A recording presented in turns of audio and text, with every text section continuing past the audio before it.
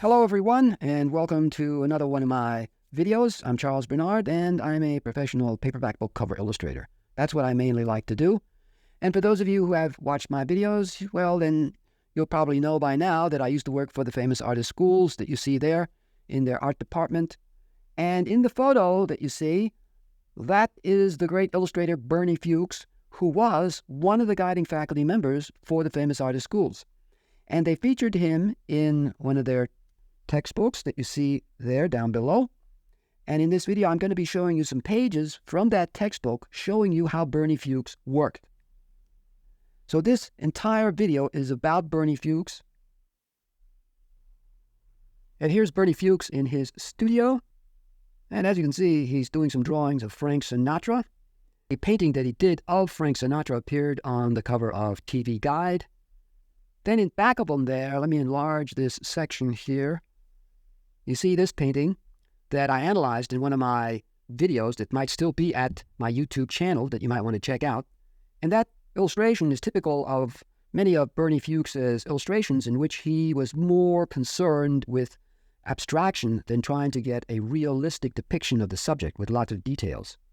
So you see this dark, more abstract silhouette shape of this man sitting in a chair, and Bernie uses the principle of design called the spot, where you see the man's white shirt surrounded by the dark tone, and that spot helps to draw attention to the man's head and face, while the rest of the painting is all dark and not important. So therefore, Bernie doesn't create any strong value contrast anywhere else except up there near the man's head. And in many of Bernie's illustrations, he shows the hands of the person close to the face, like you see here. And this helps to express the emotion of the character. This man is engaged in deep thought, and having the hands near the face like that helps to get that idea across. And Bernie worked from photographs, like you see right there. That must be a photograph, and then slides right there, and there's a slide up here. And he has a bulletin board in the back there.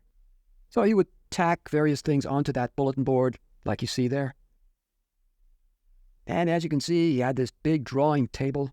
Plenty of room to put various drawings on there, as you can see. And Bernie would do illustrations for major magazines and did advertising illustrations and also painted fine art for galleries. Bernie came along at just the right time when big major magazines were looking for something new, something fresh to keep from going under. They were in danger of folding because advertisers turned to television. And so magazines were in trouble. They had to do something different. And that's where illustrators like Bernie Fuchs and others offered something different. And the hope was that this something different that was being offered in the magazines would keep them from going under. Bernie's illustrations had an elegant and sophisticated style, and he was a prolific artist. And that style was well suited to the women's magazines at that time, like McCall's magazine, for example, or Good Housekeeping, or Red Book. There were a lot of them at that time. So Bernie had plenty of work. He illustrated for all of them, and of course also for Sports Illustrated.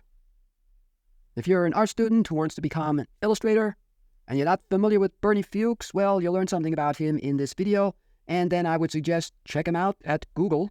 See his great illustrations, some of which I'm going to be showing in this video.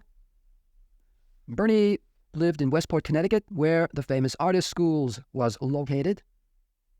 And while I was there at the school, working there, unfortunately, I never got the opportunity to meet him.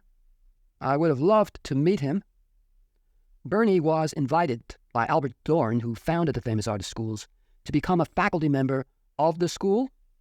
And Bernie was interested in teaching the new generation of art students. Bernie was a friend of the great illustrator Austin Briggs, who was also a guiding faculty member for the famous artist schools. And Briggs encouraged Bernie to become one of the guiding faculty members for the school.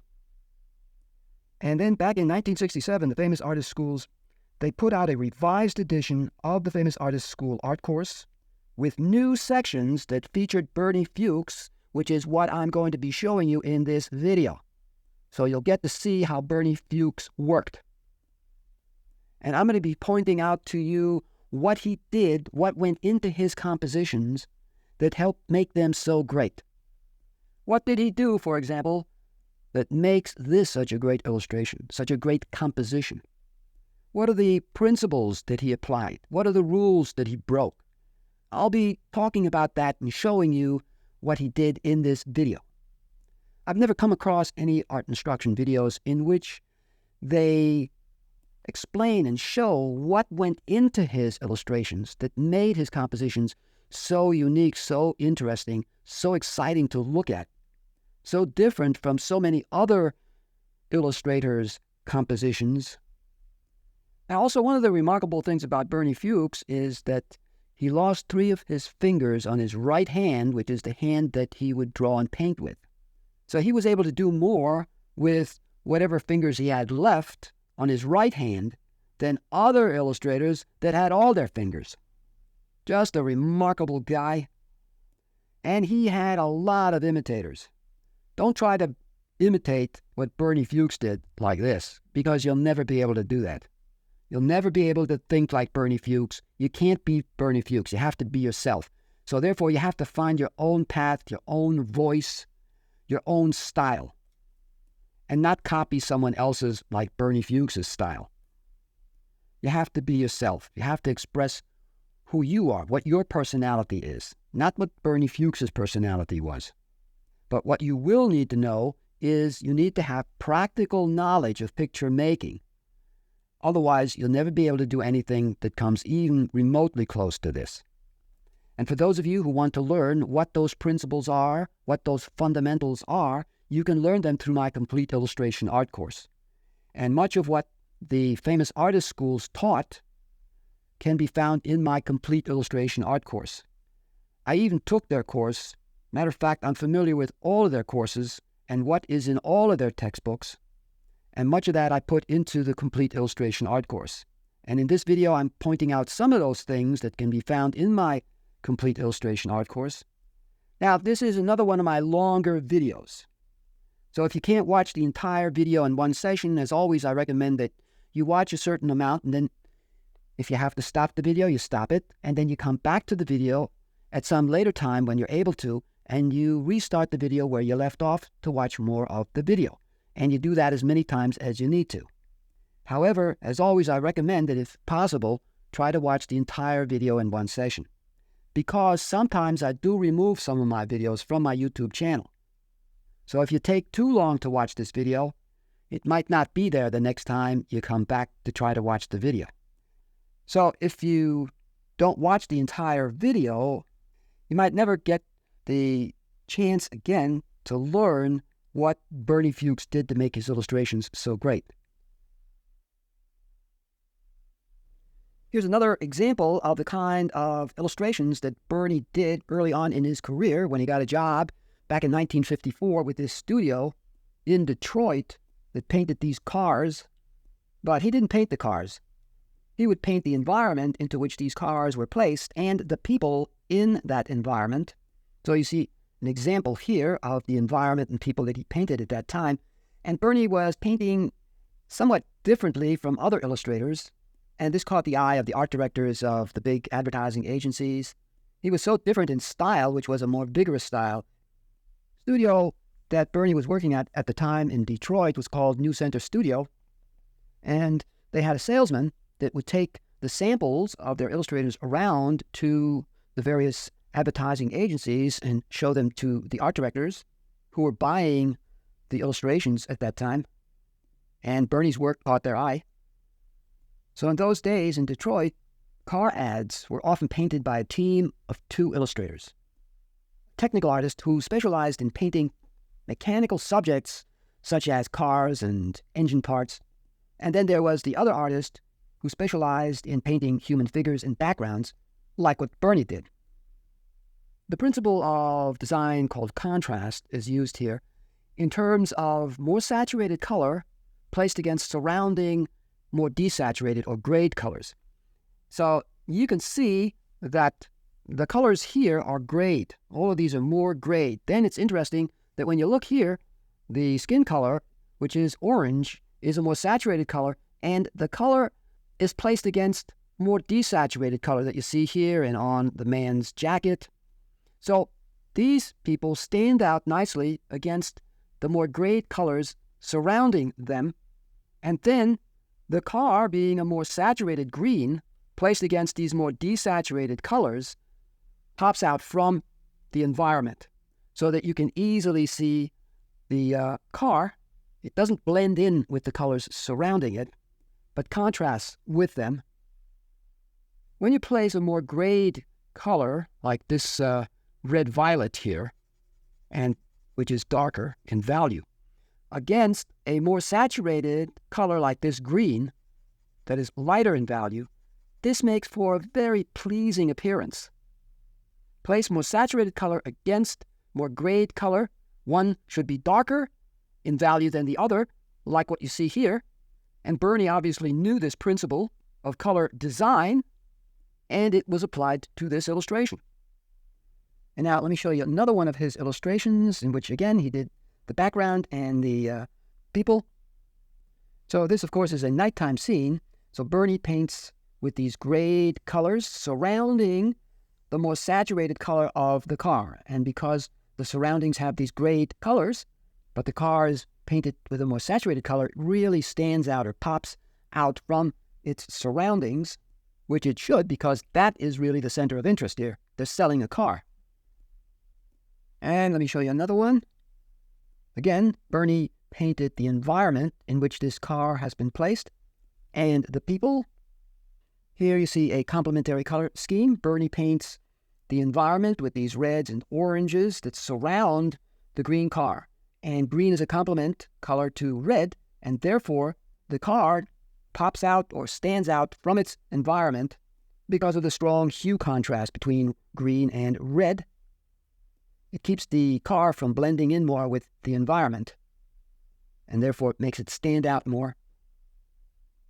And I think I'm going to enlarge sections of this illustration so you can see a close-up of the people here, how he painted them. See how natural those poses of the people look. Bernie was always looking for the more candid, natural pose, not a pose that looks posed. And then let me scroll over toward this part of the illustration. And you can see how carefully and well done those people have been painted, even though they're not very important in the illustration because they're much further back. But you can see that Bernie takes great care in painting them.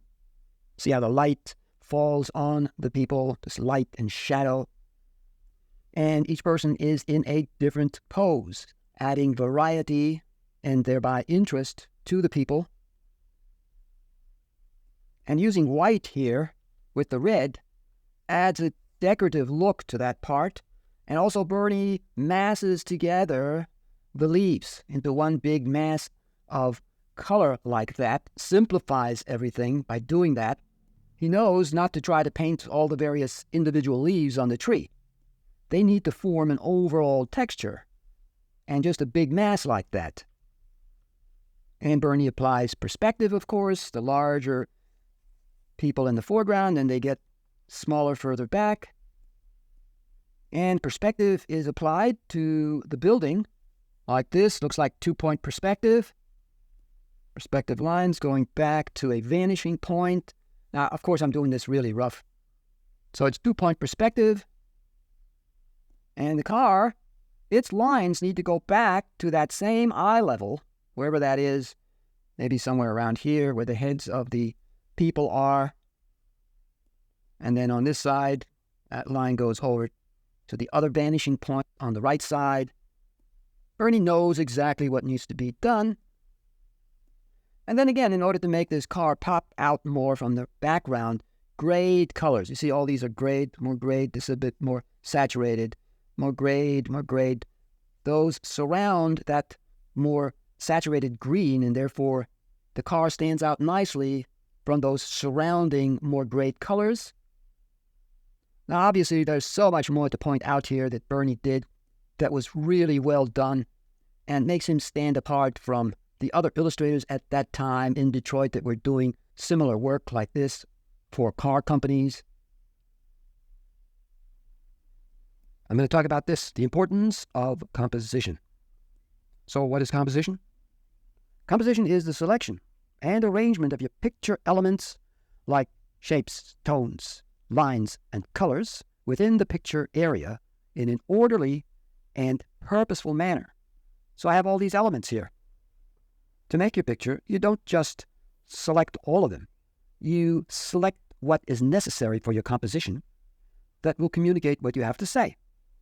So composition is about selection as well as arrangement of elements like shape, like this teapot here, as well as line. So you see the lines here, as well as tone. So let's say I add a dark tone here and a dark tone here for this plant. And the arrangement of color, like this brown chair. So you're arranging the elements. And there is, of course, also form. And composition is the art of simplifying and organizing so that your illustrations communicate to the viewer clearly and effectively. If you can't do that, then you can't make good compositions. A well-organized illustration, or for that matter, concept art, is more pleasing and satisfying to look at than a poorly composed picture or disorganized one. That's why you need to know something about how to make good compositions. And good composition is functional. That is, it serves a very specific practical purpose. This purpose, simply put, is to help communicate the picture's meaning as effectively as possible. And if you can't do that, if you don't know how to do that, you can't make good pictures. Every illustration should have a reason for being. Like, for example, a story to tell, or a fact to report, or a mood or emotion to evoke, an insight to give, or a relationship to reveal. Like, for example, what you see here with these flowers.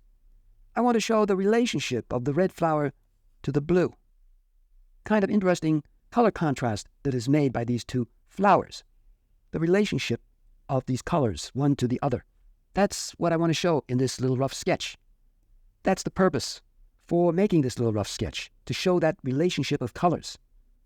And by the way, even in a little sketch like this, where there isn't really deep space, where you're going way back into space, atmospheric perspective needs to be applied, which means that the foreground flower here has more detail than this one has less detail, and then the ones back here have the least amount of detail. This creates a feeling of depth and emphasis, because you're not looking too much on these flowers, a little bit on this, but most of your attention is directed on that flower, because it has more detail and is larger in size. So the shapes that you place further back shouldn't have much detail or no detail, and this is also called modeling perspective.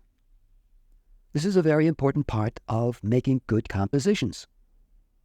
And you see this in Bernie Fuchs' illustrations and compositions. So since composition is about selection, you select the elements that will communicate what you have to say. And the rest you discard. They're superfluous. They're not needed, because they don't contribute to communicating what you have to say. And this is one of the important features about Bernie Fuchs' compositions. He only puts in what is needed that will communicate what he wants to say. So you select, well, maybe I'll select the chair and the painting, and maybe the table here as well as the plant. These two are not needed, so they're deleted. They're not used. They don't contribute to what I want to say. So props are very important, and you need to know which props should be used and which props shouldn't be used, and you need to look at their shapes to see if they contrast or harmonize with each other. What does each prop have to contribute to the composition? What you include in your composition should be what the viewer will understand quickly. Then you have to decide on what the format shape should be. So maybe in this case, it's a horizontal, rectangular format shape. So I'm making this up as I'm going along here. Let's say Here's that plant and the pot for the plant and the table like this. And let's see. And maybe there's a chair back here. I'm doing this in real time, really quick, as you can see. And maybe there's a chair here. Maybe there's a couch here. So just a variation on the chair with the couch. And let's say there's that painting on the wall. And then there's somebody sitting here on that couch. Maybe something like this. So I'm doing this in real time, making it up as I'm going along. And maybe she's holding a handbag. Maybe this is a waiting room, doctor's office or a dentist's office. And darker tone for the plant and the pot. Obviously, this is very rough. But I've selected the elements for this composition and discarded those that were not needed. I kept only that which helps to tell the story. And you need to play up the important elements, like in this case, the plant and the woman sitting there, and play down the other elements that aren't as important by not giving them as much value contrast like I did here. You can make more important objects bigger, like I did with the plant, and you can make them sharper, and the other elements don't have to have that same kind of finish and focus. So I'm making those lighter, as you can see, and the painting back there as well, not giving them as much importance as the more important elements, the plant and the woman. And you can give the more important elements more importance by lighting them more strongly, like I did here with the plant and the woman, throwing a strong light on them. Or you can place the more important elements in an eye-catching part of the picture. Make less important objects smaller, like with the chairs here and the painting. The plant is more important, so it's made larger, and the woman is larger than the chairs and the painting on the wall. So therefore, they become less important. And you can also make the less important object less distinct, while the more important objects are made more distinct and sharper, and they have more detail. So you see how more detail the plant has and the woman compared to the chairs here and even the painting back there. They're very simple. They're not made very distinct compared to the plant and the woman. They're more vague looking. Therefore, less attention is directed toward them. Now, remember, what I'm pointing out to you here, what makes good composition, is applied not just to this subject here, but you have to think about all of the other subjects that you're going to be painting or drawing, that what I'm talking about here can also be applied to them. If you use this approach that I'm showing you here, you can establish a strong center of interest. One detail or area that is the most important thing in the picture is the center of interest. And that center of interest will instantly attract and hold the viewer's attention. Most good pictures, no matter what the subject, have one dominant center of interest. Now here, the dominant element, of course, is the large plant. But its dominance in size. There are different kinds of dominances. If, let's say, I make the woman even darker, give her really dark hair like that, now the woman becomes dominant through strong value contrast. It's the darkest value, and therefore it attracts your attention and is placed next to a light value. Because of that, the woman becomes dominant, not in terms of size, but in terms of value contrast. Strong value contrast makes the woman dominant. So its dominance attained through tonal contrast, while with the plant, its dominance achieved through size. See how your eye immediately goes to the woman? She becomes the center of interest. Now, there should be one main center of interest. If there are more, then the viewer's attention may be pulled in different directions simultaneously. the picture may seem confused and the composition will tend to fall apart. So don't establish more than one main center of interest. And then you need to know how to strengthen the center of interest. And in this example here, I strengthened the center of interest through strong value contrast. I want to show you this great illustration by Bernie Fuchs. Now, Bernie was a master at composition, and here he organizes his shapes so that they form an orderly arrangement. And he follows certain principles of organization. So if you're a student, then you need to know what those principles of organization are. And I've covered some of them in some of my videos that I had at my YouTube channel.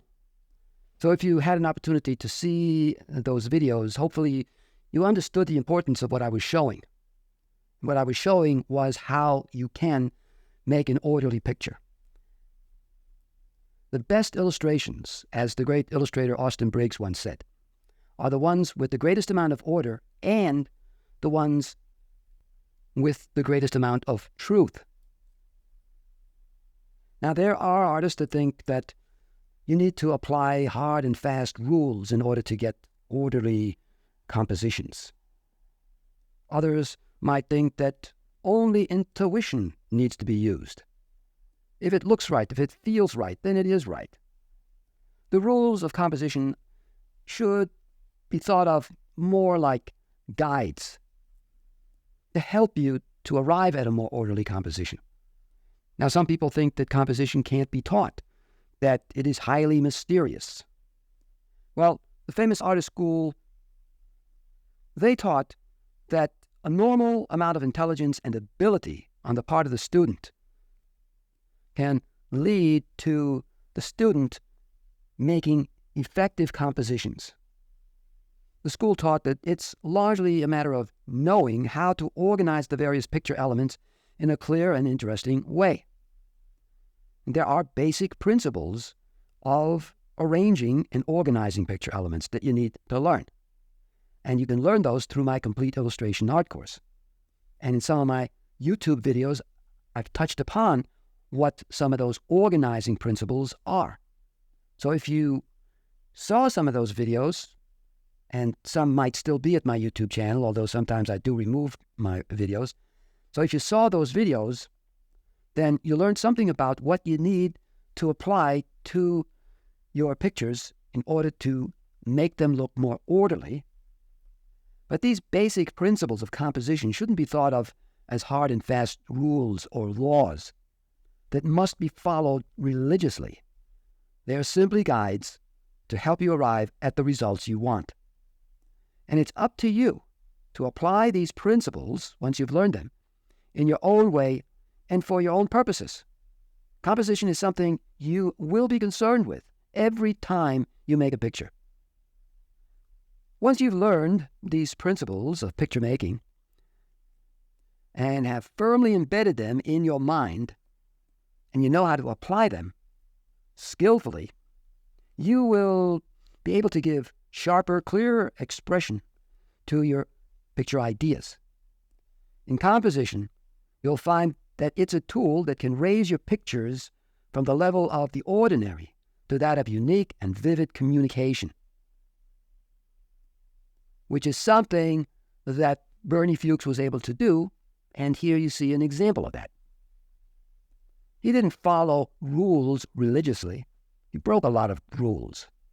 And when you know how to break the rules, you can come up with unique and interesting compositions. Like, for example, one of the rules says don't leave a lot of empty space that is dead space, that doesn't do anything for the picture. Well, when you look over here, well, that's dead space. There's nothing there. It's just empty. It can be considered dead space. And that dead space resulted from the way Bernie organized these characters here. And they're organized like this, coming over like that, and to where the wagon is. And because of that, you're left with all that space. But by organizing it the way he did, it creates an effective movement along the characters like this, and over to them, and back into the distance to that one way back there. And then the wagon here stops the eye from going out of the picture area at the left. And it helps to balance the heavy weight here. So if that wagon wasn't there, the composition would be out of balance. But Bernie knows exactly what needs to be done to make this an effective composition. And then he breaks another so-called rule that says never use pure black in your illustration. Well, when you look over here, that's pure black. I'm going to bring in the color picker here, and I'm going to select that part of the building like this, and see where that little circle color selector went? Right into the corner there. And that means it's pure black. And then Bernie breaks another rule with the child over here. Child is looking in this direction, out of the picture area. The rules say that she should be looking the other way, into the picture, not out of the picture, because it leads the eye of the viewer out of the picture toward the right. But Bernie doesn't pay attention to that. He breaks that rule. And he still ends up with a great illustration. Many of the things that I pointed out to you in this rough sketch, the principles like the principle of design, contrast, or dominance, can be seen in Bernie's illustration here. Now, if you can't see those principles that I pointed out to you here in this illustration, then you don't yet really understand what I was talking about here. In order to gain a better understanding and to be able to see these principles in other pictures besides what I showed you here, you really need to see lots of examples. And that means that the same information needs to be repeated again and again, but with different examples. And that's how you can gain a real understanding of what I point out in an example like this or in other examples that I show. But some students don't understand that. They don't realize that I'm repeating the information with different examples in order for the student to be able to understand it better. You can't understand something by just seeing it once like this and not seeing the principles pointed out in other examples that are of a completely different subject like this. So until you understand what I'm talking about here, you're not going to be able to see the principles that I pointed out here or in any other illustrations of a different subject. So seeing lots of examples with the same information being repeated is essential in learning and gaining a real understanding of what is being taught. In this illustration by Bernie Fuchs, here again he uses dead space. He's breaking the rules. So all of this is really dead space. And again, not only does he break the rules with space, but with placement, by pushing everything up toward the upper part of the picture area. That's breaking the rules. The rules say you need to distribute your shapes and forms throughout the picture area and not bunch them up in one part of the picture area. But by breaking that rule, Bernie comes up with a really interesting looking composition, a unique composition, when compared to so many other artists that don't break the rules like this. Now, where did Bernie get this idea of pushing everything up toward the upper part of the picture area? Well, I think he probably got that idea from the great Degas. Bernie was fascinated by the art of Degas, and he studied Degas. Degas broke many of the rules of composition, and this may have given Bernie the idea of breaking many of the rules himself. There are many paintings by Degas where he pushes everything up toward the upper part of the picture area and then just leaves a lot of space at the bottom like Bernie does. And it's also interesting that Bernie uses a curve like this for the dividing line that leads up toward the car and past the policeman standing there. He doesn't use a straight line like this. Why? Well, because a straight line would bypass the policeman standing here, because you immediately go to the car, but by making the curve here, you're moving along that curve, and then you see the policeman, and then you move on to where the car is. So if you use the straight line, the viewer would get to the car too quickly, and it wouldn't be as interesting. In this illustration by Bernie, he breaks a rule, which you see right over here.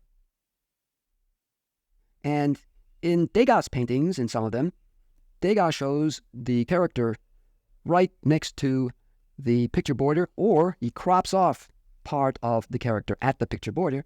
And that's what Bernie is doing here. He's cropping off small parts of the character and placing the character right up toward the picture border. And by doing that, the eye of the viewer is being led right out of the picture, because the figure is facing out of the picture.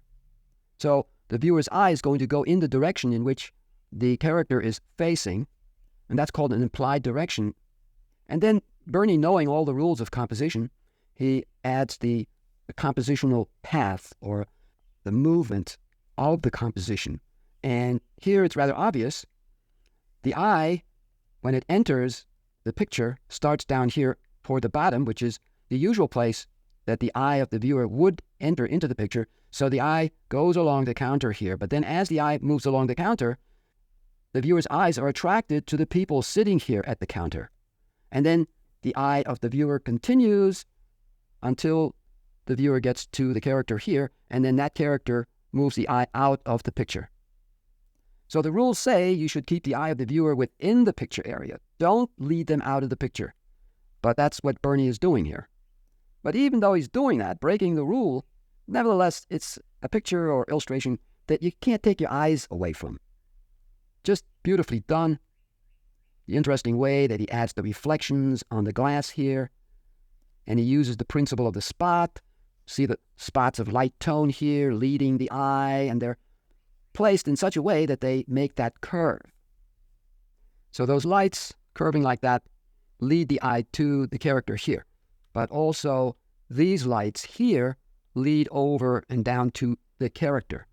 When there are shapes that are the same, like these circles here, repeated again and again, they set up a path. The eye follows what looks the same or similar. So if I do something like this, the eye will still follow those circles, even though they are of different sizes.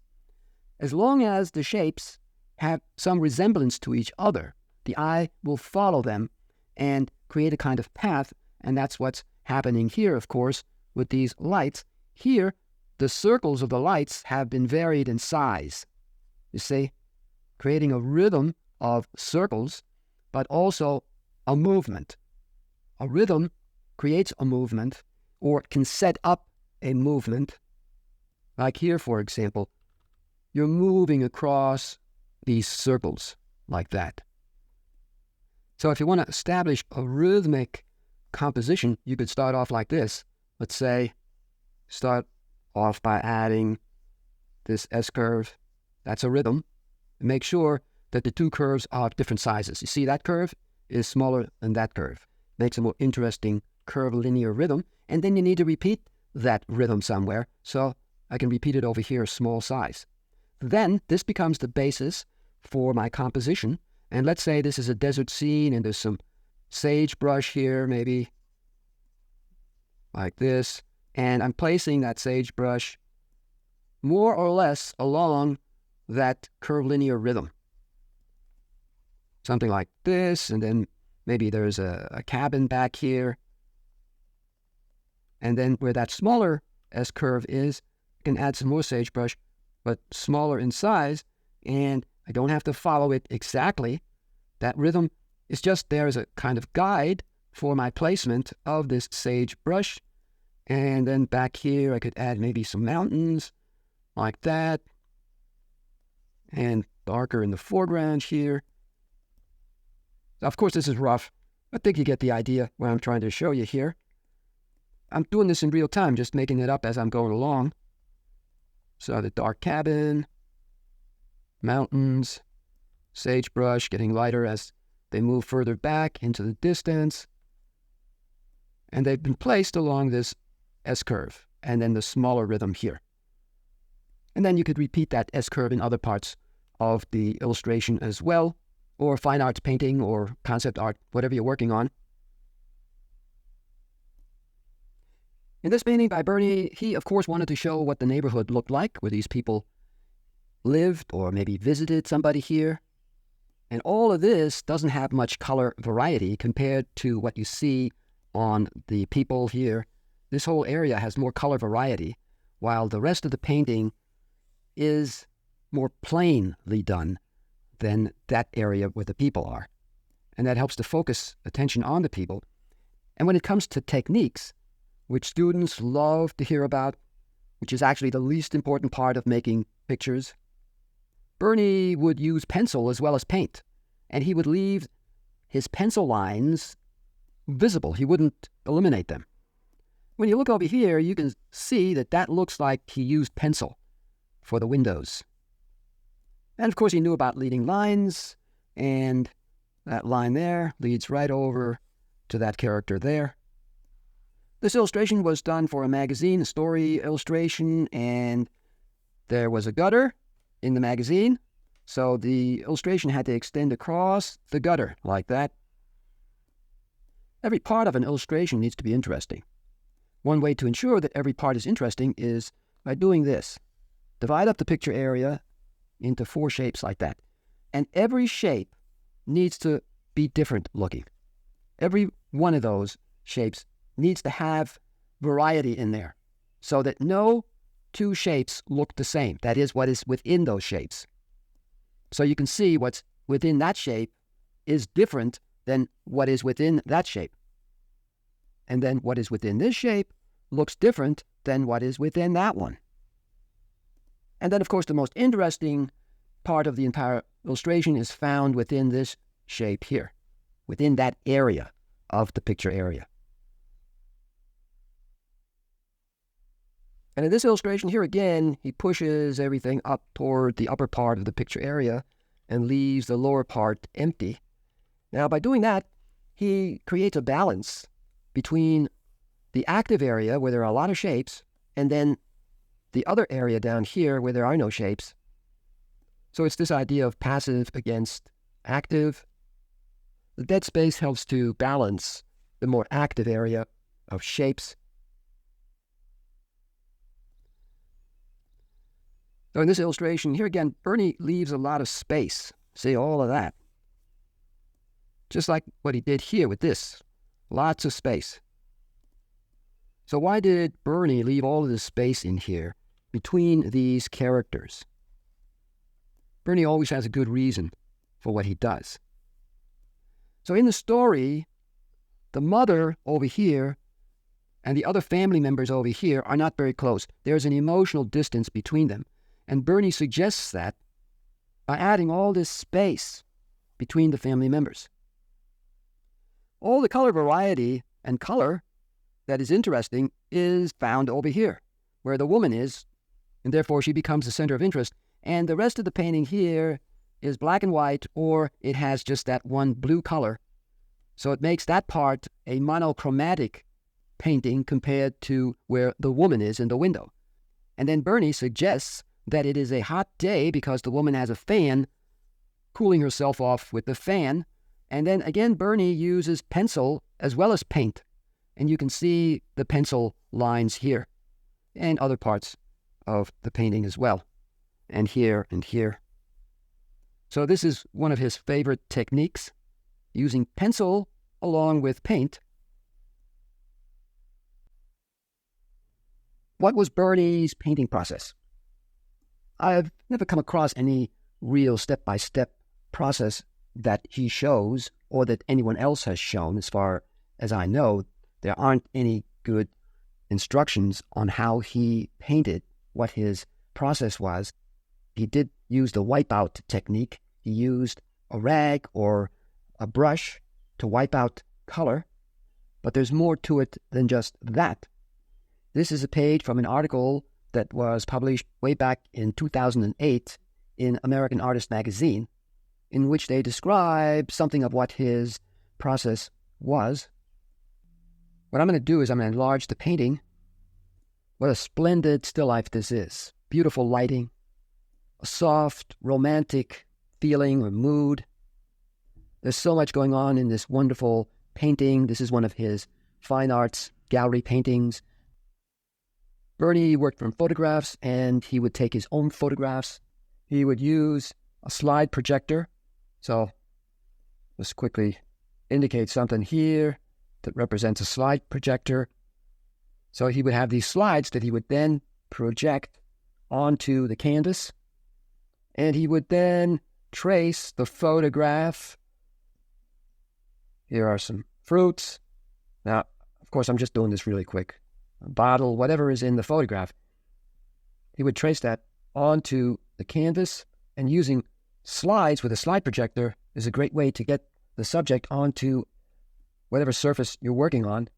And later in his career, Bernie turned to using oil paints, and that's the medium that he used to make his gallery paintings. So maybe the drawing looks something like this. Now, obviously, I'm doing this really rough and quick, so it's not going to look like what Bernie actually did. The slide is projected onto an untoned canvas, something like what you see here. Then he paints in the local colors and values, and he keeps them flat, something like this. Doesn't start modeling the forms immediately. So I'm just picking up the colors here like that, and a red over here, like this, the green. In the painting, it might look like green, but when I add it here without the other colors surrounding it, it won't look like green. And then that color of the bottles back there, the dark. The background color, let's paint that in really quick, keeping things more flat. And then down here, even though there's a light tone there for the tablecloth, he adds a dark tone like that. And over here, all of this dark. So you might wonder, well, why does he paint the tablecloth here dark when the tablecloth is a light tone? Well, I'll show you in a moment why he does that. So let's say it looks something like this. So I'm going to simulate what he does with his brush and with a rag. Where there's a dark tone, he starts wiping away the dark tone. Something like what I'm going to do now, and the downward strokes like this. When you look at the tablecloth, you can see that there are these verticals. Just imagine that he's using a brush or a rag to wipe away the dark tone. And by doing that, the lighter tone of the canvas comes through like this. Now, it still doesn't look good, but in a moment, I'll tell you what he does to make it look really good. Where he doesn't want the tone to be close to white, he doesn't rub away more of the dark tone. So that gives him a darker value by not rubbing away too much of the dark tone. So maybe something like that. And you see those vertical strokes. Now what he would do, and this probably isn't that well known, is that he would now glaze a color over that. So Bernie used glazes to get that incredible look that you see in his painting there. So to get that look of glazing, I'm going to be using the overlay blending mode. And then in the article, it says that he used a rose color to glaze over this. So maybe something like this that I'm now adding. And you see how that area now comes alive. Look how beautiful that now looks. And you can see that there is a similarity with what I'm doing here and with what he did. Look how alive that area looks, how lively, how interesting. And a moment ago, it looked so dull and dead. But by using glazing, like he did, you can make an area come alive, look really interesting. Now, I'm not going to paint the rest of it. Just wanted to show you this process in part of the painting. And of course, he would carry this idea of glazing throughout the entire painting. And that's why you get that incredible lighting in that still life that he painted. Another technique that he might have used is what I'm going to show you now. First, he would have laid down a really saturated color like this red. And since he was using oils, he wouldn't have put down this color with oils because it takes too long for oils to dry. So he would have used an acrylic paint, which dries fast. Then over that, he will have added the dark tone, like what I'm going to do now. So using oil paint, he would then paint right over that really saturated color. And now, since he uses the wipe away technique, which I'm going to simulate now, he would then start wiping away some of the dark tone like this, and then that red color underneath starts showing through. You see, like this. And this helps to create a more glowing effect of color. It's beginning to look similar to what he has there in the background. So where he wants more of the undercolor to show through, he would apply more pressure on the rubbing technique. Where he wants less of that more saturated color to show through, he would apply less pressure. I'm not sure if he used this technique, but it's highly likely that he did, because many of these illustrators, they knew about this technique, and many of them used it. And, of course, Bernie was an illustrator, and then he turned to fine art gallery painting. When it comes to brushes, Bernie said that he has no favorites. He uses anything that does the job. He says, I start with a big brush to lay in flat, dark colors. He doesn't use black, but when he needs darks, really dark tones and colors, he mixes purple, olive green, and raw umber. And to cool down the color, he adds a little blue. The preferred white that he used to paint with is titanium white, and only rarely does he use color right from the tube. His colors tend to be more subtle rather than bright, and he tends to lean more toward the warm colors, like you see in this painting. And also, I should say that many of his paintings, they have a characteristic amber glow to them, usually created with a glaze of raw umber, to which he adds a touch of orange, red, or green. So let me show you what that might look like when he uses a glaze of raw umber. And raw umber is a dark, warm color. And since it's a glaze, it's going to be more transparent. So something like this. I'm not going very dark because I'm glazing this. Something like that, you see? I could go darker. And of course, he's going to go darker or lighter depending on what value he needs for his painting. So maybe something like that, let's say. And then he glazes the red, like this. A glaze of the red over that burnt umber. You see, like that. So this is a lighter value than what he has in his painting. So if he wants it darker, then the raw umber that he applies is going to be darker, of course. So I could add a darker raw umber, like this, to get a darker value. Then he might add green instead of red. He used pale green or Windsor green or sap green. Those were his favorite greens. So again, since he uses glazes, I'm going to glaze a green over this dark raw umber like this. So now I have this darker value, and some of the darker raw umber shows through, darkening the green. Or you might add a glaze of orange like I'm doing now. Get a nice, warm, glowing effect like this when you're glazing over the darker raw umber. So those are a few examples of how he worked, what his process was. He would say that painting is not about color, it's about values. And he said that that was one of the best lessons that he ever learned. I should also mention that he paints thinly and from dark to light. And when he uses the wiping down technique, he'll use turpentine on a brush if he uses the brush to wipe down the paint. Or he may add turpentine to the rag that he uses. And then he proceeds to wipe down the color. And many times he lets the drawing show through. In this beautiful painting, he also uses that wipe down technique. He captures a dreamlike feeling, this tranquil, peaceful mood, this day coming to an end, peacefully and almost dreamlike. Extraordinary lighting. Look at that sunlight peeking through the trees. So once an area has been wiped down to get the correct value, then he glazes over it like I showed you. And that's what he did with this painting. Fuchs's compositions are unique.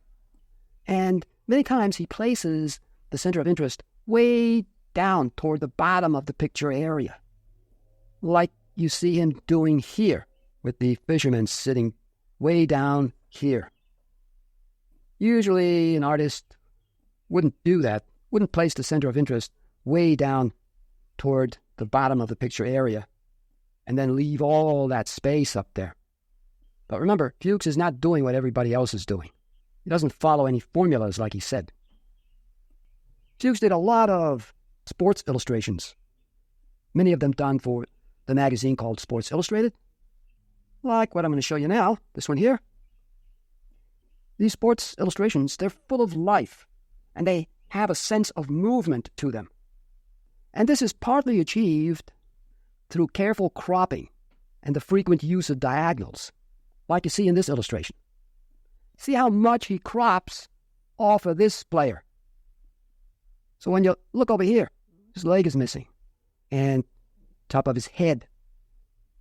And he crops the player over here, just shows one leg, not the other one, just a little bit of the other one. Then he adds those diagonals. They're all over the place. Here, here, here, here, here. Balances them with the horizontal going across. And that, of course, helps to create a feeling of movement and life and extreme action that these players are in. And again, his use of a restricted number of colors that he uses. So this is mainly a complementary color scheme, the green and the red. And he creates variations of those colors, so the painting looks like there are a lot more colors than just two that he uses. But he will add small touches of other colors here and there for the sake of creating greater color variety. And he'll add some closely related colors to the reds, like red-orange. He grays a lot of the colors, but then he also balances them with more saturated color. Now, I can't go into color a lot here. If you want to learn a lot more about color, then check out my complete illustration art course. I can't show you everything in this video, even though this is a very long video. There is so much more to learn, so many more examples that you need to see to gain a good understanding of this. You may think you've learned everything because this video is showing you so many things and it's so long. No, you're going to be learning new things your whole life as an artist. Learning is never going to stop. The more you learn about a particular subject in art, the deeper your understanding of that subject becomes, and the more you're going to be able to get into your art. And because of that, it's going to get better and better and better. There's really no end to how good you can become, but it's up to you. Bernie Fuchs was an innovator in illustration. He broke many of the rules that other artists were just afraid to break. He had the courage to do something different at a time when magazines were looking for something different to illustrate their stories. If you want to stand out from the crowd of illustrators, then you have to do something that not everyone else is doing, something different.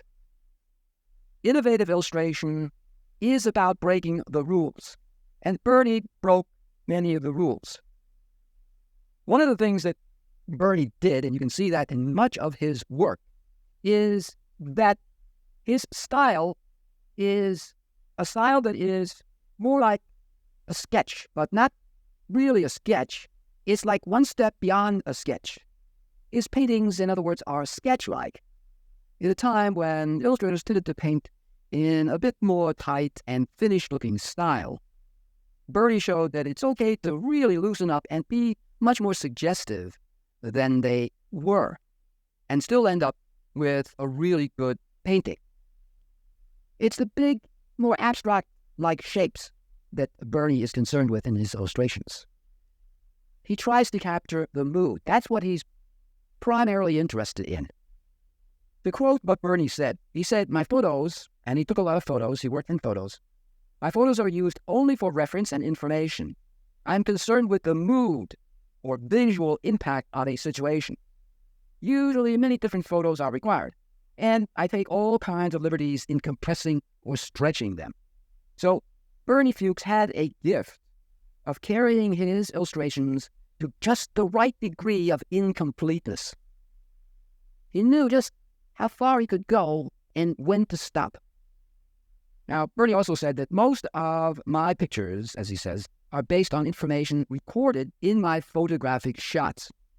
His earlier illustrations had more detail, but then as time went on, you began to see less and less detail, and his illustrations began to become more and more abstract looking. Now, to better understand what I'm talking about here, what Bernie did, I'm going to show you one of his great illustrations. There it is. And here you can see what I've been saying about his illustrations being more sketch-like, but not exactly like a rough sketch, carried a bit further than a rough sketch, but kept more abstract and simple like this, with only a small amount of detail here and there, especially where the center of interest is, which of course is right here. And you can see the little bits of detail here and here, the little hat, and over here, the little shapes. But then other parts, you see these large abstract shapes, and right here with that bushes, where they're jumping over the bush. And then here, see the big, simple abstract shapes, and over here as well. And here, of course. And there's a bit of detail here, but most of it is going on right here, right around there. So here you can see what I mentioned earlier about different areas being stated in a very simple way, like you see here and here, and here and here, and the horse here, and of course that horse. Very simple. Very abstract. He's concerned, like I said, with capturing the mood of this horse race. Now, Bernie Fuchs does things differently than the usual illustrator who resorts to cliches, and the illustrator probably doesn't even know that he or she is resorting to cliches, but Bernie Fuchs goes beyond the cliches, searching for something different. If you look at this great illustration, you can see that he's doing things that other illustrators who are too fixated on following rules don't do. So what does he do? Well, when you look at the horse here, you can see that he crops off a large part of the horse. You don't see the neck and the head or the rider, just his leg here and foot.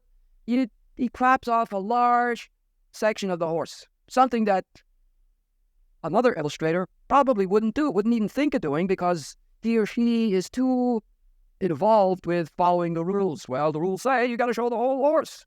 Now, and then also here, what he does is he places this horse and rider right up against the border here.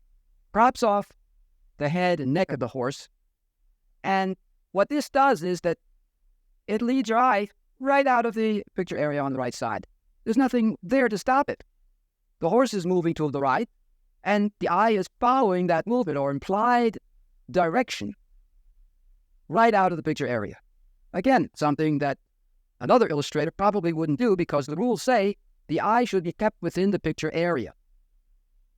But in this illustration, there is this movement from left to right created by these galloping horses, and he wants to continue that movement, and he continues it right out of the picture area. So this is one of the things that makes Bernie Fuchs different from all the other illustrators. He isn't afraid to break the rules, and he breaks them successfully. Now, let's say you want to do this kind of horse race where they're jumping over these bushes. Most likely, your first thought is going to be something maybe like this, the old cliche thinking. So, you have the bush here that the horse is jumping over. And I'm just doing this really quick, as you can see here. I'm not going to bother doing a beautiful sketch here. Just to get this information across to you quickly, I'm doing this really rough sketch. So you put the bush there, and then, of course, the horse that's going to be jumping over that bush. And then, of course, the rider. So most likely, this is what you're going to come up with, this kind of cliche. Then I'll just quickly add some green down here, some grass like that, and then the green of that bush. And I think I'll just quickly add a color to the background here like that, keeping it really simple. And then I'll add a dark color here for the horse. Then I'll add a colorful shirt to the jockey here. They have these colorful shirts that they wear. So something like that. So most likely, this kind of cliche would be your first thought. That's why you have to think beyond your first thoughts. So most likely, your first thoughts when you're trying to work out the composition for your painting are going to be cliche thoughts. You're most likely going to do what thousands of others are going to be doing. Pretty much the same thing, or very similar. That is, cliches, visual cliches. That's what I'm talking about, visual cliches. But as I showed you, Bernie goes beyond visual cliches. He's not interested in working by formulas, which so many artists work by. He breaks these formulas. Of course, he doesn't break every rule. Otherwise, he wouldn't be able to paint these great pictures. But there are certain rules when he feels they need to be broken in order to be able to more effectively and more powerfully express what he wants to say, then he breaks some rules, like I showed you here in this illustration. So what you need to try to do is go beyond your first thoughts, because most likely they're going to be visual cliches. So you have to think about, well, how can I show this particular subject that I want to paint so that it doesn't become a visual cliche? How can I show it in a fresh, new way, in a way that hasn't been seen before? And that is not easy to do. So Bernie Fuchs shows us this horse race in a fresh, new way, in a way that we haven't seen before. He places the viewpoint way down here, and you're looking up at the horses, seeing the undersides of the horses. Now, this is something that you usually don't see in these illustrations of horse races. Usually you see the viewpoint, like in this example here, straight on, not seen from below or above or from some unusual angle. So here again, your first thoughts probably will be this sort of thing where you're looking at the subject straight on, rather than thinking about some unusual viewpoint that you can apply to your illustration so that the subject is seen in a fresh and new way, like in this example here. There are so many things going on in this illustration. It would take me a long, long time to go through everything that is part of this illustration, so I really can't do that. I can only mention a few things, and that's about all. Otherwise, this video is going to run way too long. And now I'm going to move on, and I'm going to show you some pages from the Famous Artist School textbook in which Bernie talked about what he did to develop an illustration, a story illustration, and I'll be reading what he said, so you're going to hear his own words. Anyone who knows what to look for in his illustrations can learn a tremendous amount about picture making.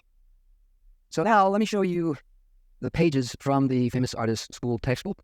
It's also, I should mention, unfortunate that Bernie didn't leave behind a lot of art lessons for us to learn from. If you were lucky enough to go to one of his workshops, then you can count yourself very fortunate to have learned something about picture making from this great illustrator. It's also unfortunate that he didn't make any art instruction videos. So therefore, the amount that he left behind about how he went about making his great illustrations and what went into them, learning what Bernie had to say about illustrations, is very little. So now let me go on and show you the pages from the Famous Artist School textbook. So here are the pages from the Famous Artist School textbook. And there are several pages in the textbook devoted to Bernie's illustrations and how he worked, and these are just a couple of them. Now, right here, you can see a real rough sketch. This is not Bernie's finished illustration. This is a real rough sketch. So you see that he also works out rough sketches like this before he begins his finished painting. But when you compare this rough sketch to the finished painting that I'm going to show you later on in color, you can see that he retains some of the character of this rough sketch, this kind of simplicity that you could find in rough sketches. But of course, he carries the finished painting a bit further than what this rough sketch shows. So I'm going to begin down here and read that to you so that you can know what Bernie said about this assignment that he got from a magazine. And it's a story illustration that he did. So as you can see, it says my approach to illustration, and that's how Bernie always signed his illustrations, just a big B and then the rest of his name. So he says here, there is no set way to work out the problems of illustrating a story. Each job is a new challenge and a new experience. I can best illustrate this by explaining how I arrived at the solutions to 3 actual illustration assignments. I'm referring here to the approach to an illustration rather than the techniques of drawing or painting the picture itself. Before I begin an illustration, I try to find the thing in the story, whether it's an incident, a portrait of a character, a symbol, or whatever, that I feel is most worth translating into a picture. My aim is not merely to decorate the page, but to make illustrations that will contribute to, and perhaps heighten, the meaning, drama, and emotion of the words. Sometimes this is easy. More often, it is not. Sometimes the art director of the publication in which the illustration is to appear will supply the picture idea and even prescribe just how he would like it to be arranged. But usually the art director is interested in what the artist has to say and is glad if he can come up with something better. The illustration that appears at the top of this page as a sketch, and on the opposite page in the final version as it was printed in the magazine, was one of the fortunate ones to come off without much trouble. It grew out of my own concept. So let me come over here to the other page and read what he wrote here. So he writes, in the story called The Tree of Life, the uncle of a sick boy ties gifts and fruit to the branches of an apple tree outside the boy's window to cheer him up. The art director suggested that I do the picture from inside, looking over the boy's shoulder. But it seemed to me that this was a cliché. I saw it the other way, the bright, miraculous tree in contrast to the drab, ordinary house behind it. I could associate myself with this little boy living in an old house in a little town. And I knew what kind of a house it should be. I made a couple of sketches. The first was rejected. But the second, as it appears at the top of the preceding page, was it. This sketch told it all. The art director's only reservation was that he thought the tree a little too surrealistic. He wanted it to look more like a real apple tree. So I went out and took photographs. I took pictures of apple trees and of houses and of a little boy in a window. Taking pictures not only gives me the visual details I need, but it gets me involved in the situation and the scene. From then on, it was a matter of doing the final illustration. The reference photos of the house gave me authentic features such as the leaders and gutters, but I kept details to a minimum. I wanted to accent the bland, characterless appearance of the house, so that the tree would gain interest by contrast. I corrected the camera distortion caused by pointing the camera upward, and I made the building taller as well as simpler. The window with the boy in it ties into the tree. I tried changing the shape of the tree to give it the characteristic shape and form of the apple trees in my photographs. But this distracted from the fantasy quality suggested by the story. In the end, I followed the original sketch more than the photographs in order to emphasize the wonderful magical appearance that the tree had in the eyes of the boy, after his uncle tied the fruit to its branches.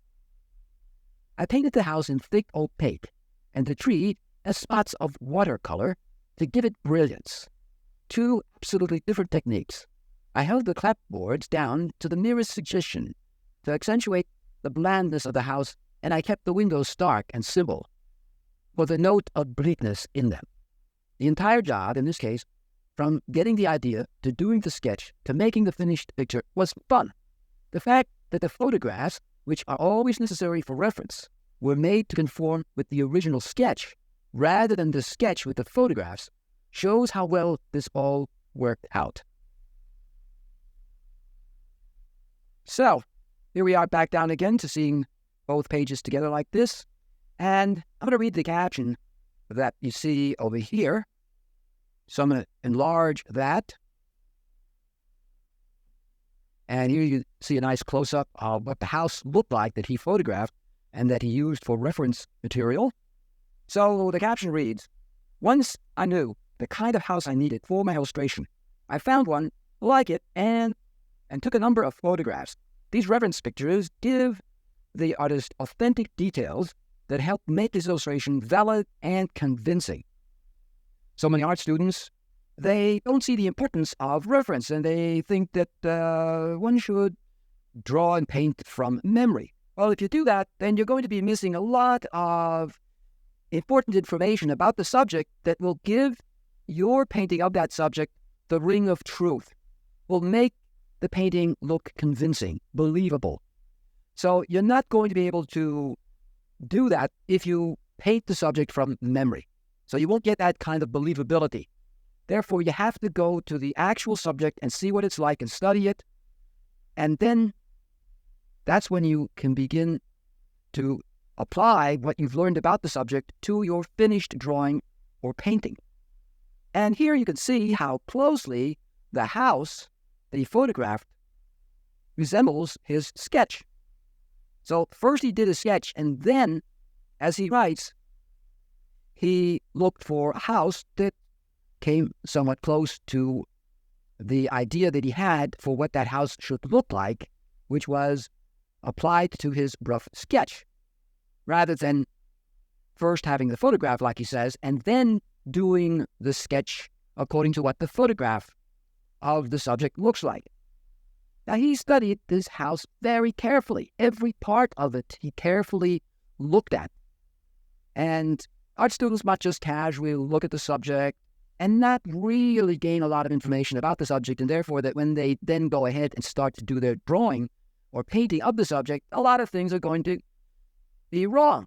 A lot of things are going to be missing because they just looked at the subject casually. No, you have to study the subject carefully, every part of it. How is it constructed? What are the details of the subject like? What size is it? What is the character of the subject? Is it old or new, run down, or windswept? In other words, you have to be observant, not just look at the subject, but be observant. And being observant means you are recording facts about the subject that are going to appear in your drawing or painting of that subject, thereby giving it believability or conviction.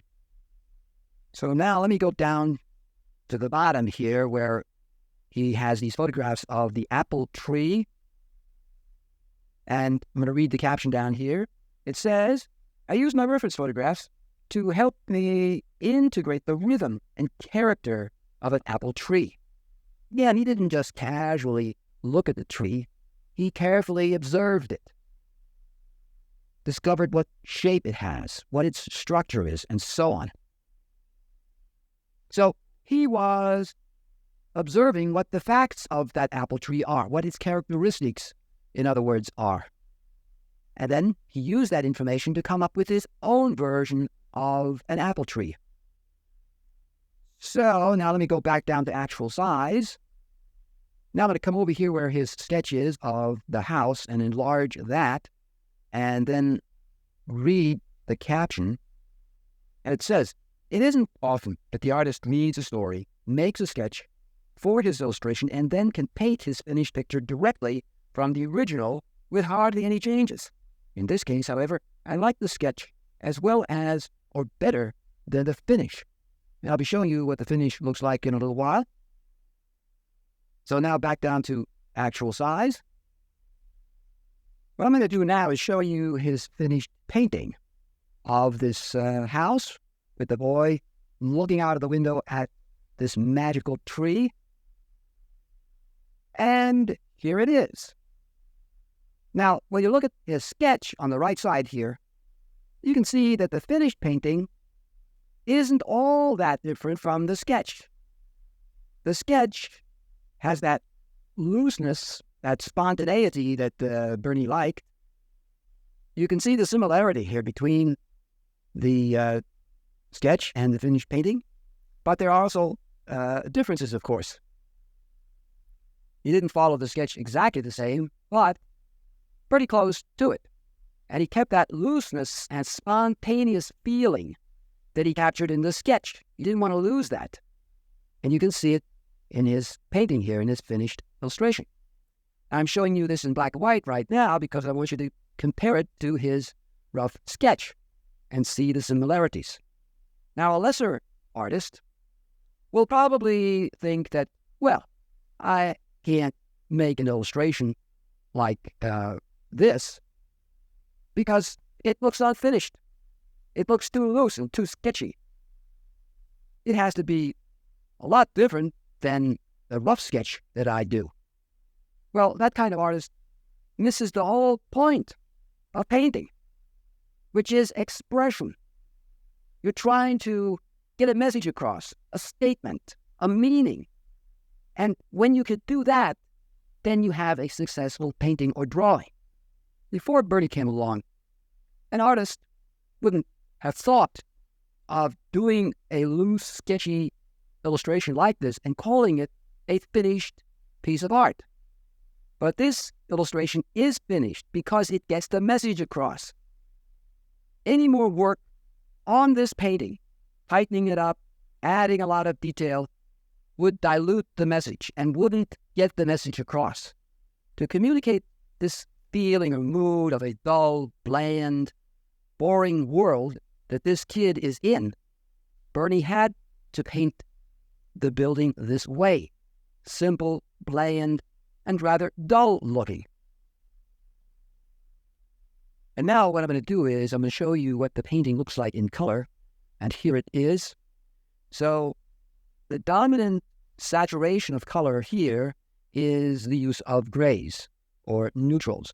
And you can see these grayed colors surrounding these more saturated colors that you see here.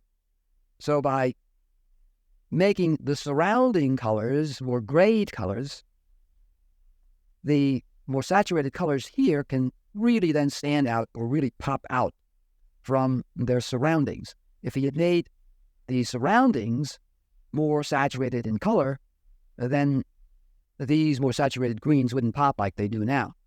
So in order to get that appearance, these more saturated greens had to be surrounded by more grayed colors. And of course, these more grayed colors that dominate the painting help to express this more bland environment that this boy lives in. As you can see, he uses a very simple color scheme or color palette, very few colors, and he creates variations of those few colors that he uses. Most of the color, of course, and most of the complexity is found within this magical-looking tree. Now, if you remember what the art director said, that he wanted Bernie to paint the interior of the house, showing the boy inside the house looking out of the window toward the magical tree, which is cliche thinking. Bernie, as I've said, and as he has said, tries to avoid the cliche. Avoiding the cliche offers the illustrator a way of showing reality in a fresh new way. So, by painting the building in a rather unremarkable, dull, bland, uninteresting way, the tree becomes more magical looking. So that becomes the chief reason why Bernie painted the building the way he did. If he had made the building or house look much more interesting, then the tree wouldn't look as magical as it does. This painting shows exceptional thinking. And if you want to paint exceptional-looking illustrations, you have to think in an exceptional way. And Bernie demonstrated this kind of thinking time and again with every illustration that he painted.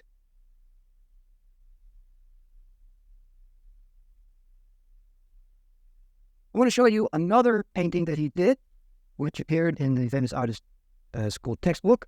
And here it is, and this time it's about portraiture. As you can read here, it says portraiture in illustration. So I'm going to read this since you can't really read it, but I know what it says here, so I'm going to read what he said. So these are his own words, and he says, "The approach to making pictures of people and actual events is, of course, different in some respects from the approach to illustrating fiction. Whenever possible, I like to have a personal encounter with my subject and take my own reference pictures. The foremost problem here is, how do you draw or paint a person in an original, personal way and still make a picture that is definitely him? Reproduced on this and the following pages are a number of examples of graphically different solutions to this kind of assignment. My painting of Red Smith above resulted from a visit with the well-known sports writer at his house in Connecticut. I took pictures indoors and out while he talked and told stories. He was full of anecdotes that were not limited to sports, but showed a deep interest in people and personalities. The painting I did was of this man at home, relaxing with a drink in the environment of his country acres, rather than of a famous writer and newspaper person. I painted it as an informal portrait that I hoped he would like. Notice that Bernie says that he looked for an original way in which he could paint Red Smith, the writer. And I think he came up with an original way. Other illustrators probably would have painted Red Smith in front of a typewriter, typing away since he is a writer. That would be cliché thinking. But you see, Fuchs painted him in a different way, approached the whole problem differently, and showed him in his environment here. This kind of garden-like environment, the trees in back and the flowers in back of him. So here you see another example of Bernie Fuchs's style, of this more sketch-like style, and just how loose he gets with his paintings. But you have to realize that painting loose like this and making it look really good is not an easy thing to do. You may think that, all I need to do is just paint it in a sloppy way and I'll be able to duplicate what Bernie does. No, you wouldn't be able to do that, because it takes great knowledge of picture making and great skill to be able to paint loose like this, but yet make it look good and right and not sloppy looking. Even though it looks loose, it doesn't look sloppily done. Now, some of you who are so fixated on rules will probably think that, well, there's way too much space around him here. Why did he add all that space around Red Smith? He could have just cropped a lot of that away like this and thereby focused more on the person. And all this space surrounding Red Smith, that's just distracting. Well, someone who doesn't understand why Bernie painted it this way and added all that space will not understand. Will think that these are errors that Bernie made. No, they're not. Also, you might be thinking, well, he doesn't really stand out enough against the background because his value is too similar to the value of the flowers in back of him. So some of you will probably think, well, that's an error, and what he should have done is something like this, darken the background, and now Red Smith stands out much more. He can be read more easily. There's more clarity here. Well, again, that's for those of you who are too fixated on rules. There's a good reason why he painted it this way.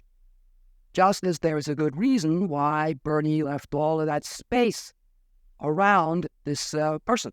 Now, if you don't know why, if you can't figure it out, if you're scratching your head, well, then you're not yet thinking at the level of an artist like Bernie Fuchs.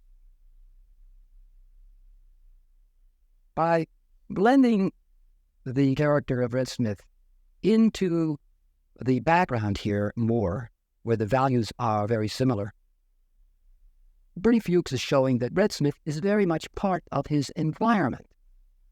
He loves nature. He feels like he is one with nature. Therefore, he blends in more with the flowers. And he is dominated by nature. The environment here takes up much more space than Red Smith does. So, therefore, Bernie had to show a lot of space surrounding Red Smith in order to show that this man loves the outdoors. He loves nature. If Bernie had not shown all those trees, all that space around him, and just did a portrait of it like this, where he now dominates in size rather than the environment, then that message wouldn't have been able to be communicated that this man loves being outdoors, loves nature. So that's why Bernie painted him this way, where the environment or setting dominates in size over Red Smith, rather than Red Smith dominating in size over the environment or setting, which would then express something entirely different about this man. So you see, there are very good reasons why Bernie painted Red Smith this way, why he broke some of the rules. And here again are examples of rule breaking that are going on that Bernie does. And he does this all the time in his great illustrations. And there are good reasons for breaking those rules. However, a lesser artist will just think that they are mistakes. Great artists like Bernie, who knows exactly what he is doing, doesn't make those kind of mistakes. Everything is done with an intention in mind. He has complete mastery over his composition. Everything is done for a reason. And if you can't see that reason, then, again, like I said, you're not yet at that level of thinking like Bernie Fuchs. And here again, he is avoiding the cliche. Putting Red Smith in front of a typewriter, like I said, would be a cliche. And he wanted to avoid that. He wanted to show another side of this man besides his work, being a writer. He wants to show what this man loves. He loves the outdoors. He loves nature. Bernie was the kind of artist who always pushed his own boundaries. And one thing you have to realize, that if you ever achieve the kind of success that he achieved, you're going to get a lot of imitators. The important thing to understand is you shouldn't be an imitator. You should be yourself. You should try to express who you are and not who someone else is. So it's very important that you know yourself. And it is your own unique self that you need to try to get into your art and not copy someone else. Bernie was the kind of artist who continued to grow as an artist throughout his life. And his style changed somewhat from the early work to his later work. It's important that you study the illustrations by such great illustrators like Bernie Fuchs and try to learn as much as you can from their illustrations. If you're not interested in hearing what great illustrators like Bernie Fuchs has to say, then I would think that you're also probably not really interested in picture making. And if you're not interested in picture making, well, then why would you want to become an artist? There's no doubt that Bernie was a brilliant artist, probably even a genius. And whenever he got an assignment, he would try to do something really special, something different, avoid the cliche, and avoid working according to formulas. For those of you who see the importance of studying and learning from great illustrators like Bernie Fuchs, then stay tuned for what is coming up next, what I'm going to be showing you next. I also want to mention that for those of you who might be thinking about wanting to take an art course, to get really serious about studying art, then you might want to consider my course, which is called the Complete Illustration Art Course. It has been designed specifically for those of you who want to become illustrators, but what you'll be learning, you'll also be able to apply to animation or concept art, or even fine art, for example, because the fundamentals and principles remain the same no matter what kind of artist you want to be. This is a beautiful composition by Bernie Fuchs, and this is a drawing that he did to work out the composition for an illustration for a magazine article about this dressmaking shop. Now, looking at this illustration, can you see what the illustration composition is based on? That is, how did Bernie arrange the shapes here? Well, if you went to an expensive brick-and-mortar art school for 4 years, you should be able to see what the basis for this composition is, how Bernie arranged the shapes. If you can't see it, well, then let me point out how he arranged the shapes here. He arranged them according to this. The shapes are arranged along this curved linear or S-curve rhythm. This is what helps to make this an effective composition, the fact that it is based on a rhythm. So you can establish a rhythmic line like this and then arrange your shapes according to that rhythmic line. And then he places a couple of shapes that are outside of that rhythmic line so that it doesn't become too obvious. Bernie also links shapes. You see that here. The dark tone of the woman's dress links with her dark tone of the reflection in the mirror that you see there. So he makes one shape instead of two shapes by linking them like that. Then he uses the principle of the spot, which I talked about in one of my videos. It might still be at my YouTube channel. Not sure how many people really understood the importance of that. He places a light tone, you see that light tone shape or pattern, against the darker tone that you see there. That light tone shape is a spot. It can be looked upon as a large spot placed against the dark around it. And he does that in order to draw attention to the woman. I'm going to enlarge the drawing. When you look at Bernie's line work, he uses a very thin line, like you see here, and an irregular line. He doesn't make straight lines like that. They're loose and irregular, like this. Why does he do that? Well, because that kind of line adds feeling of life to the drawing. Stiff, straight lines like that, they don't give the feeling of life. So a looser, thin line is used by Bernie, and then Bernie also leaves out a lot. So just look at this phone over here. It doesn't add any detail here. Nothing here. So he leaves that out, and he just focuses on what is needed to tell what that is. So the dial here with the numbers, that's what's needed to help recognize what that is, and of course, the phone handle here. That's all that's needed to identify what that object is. In other words, he just puts the identifying characteristics in and leaves out the rest that isn't important to identify what the object is. Thereby, he simplifies the object. And thereby also not much attention is drawn to it because it doesn't have a lot of detail. Then when you look at the woman, the props used to identify who she is, she's a dressmaker, so therefore Bernie puts this prop in there, the scissors, to help identify who she is.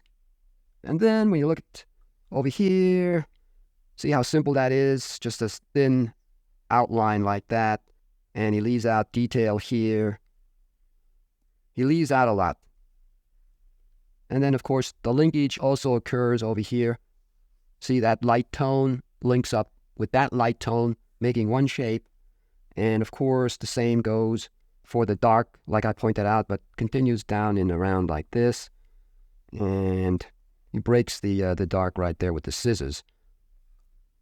So he has a shape here, and then continues over here like this.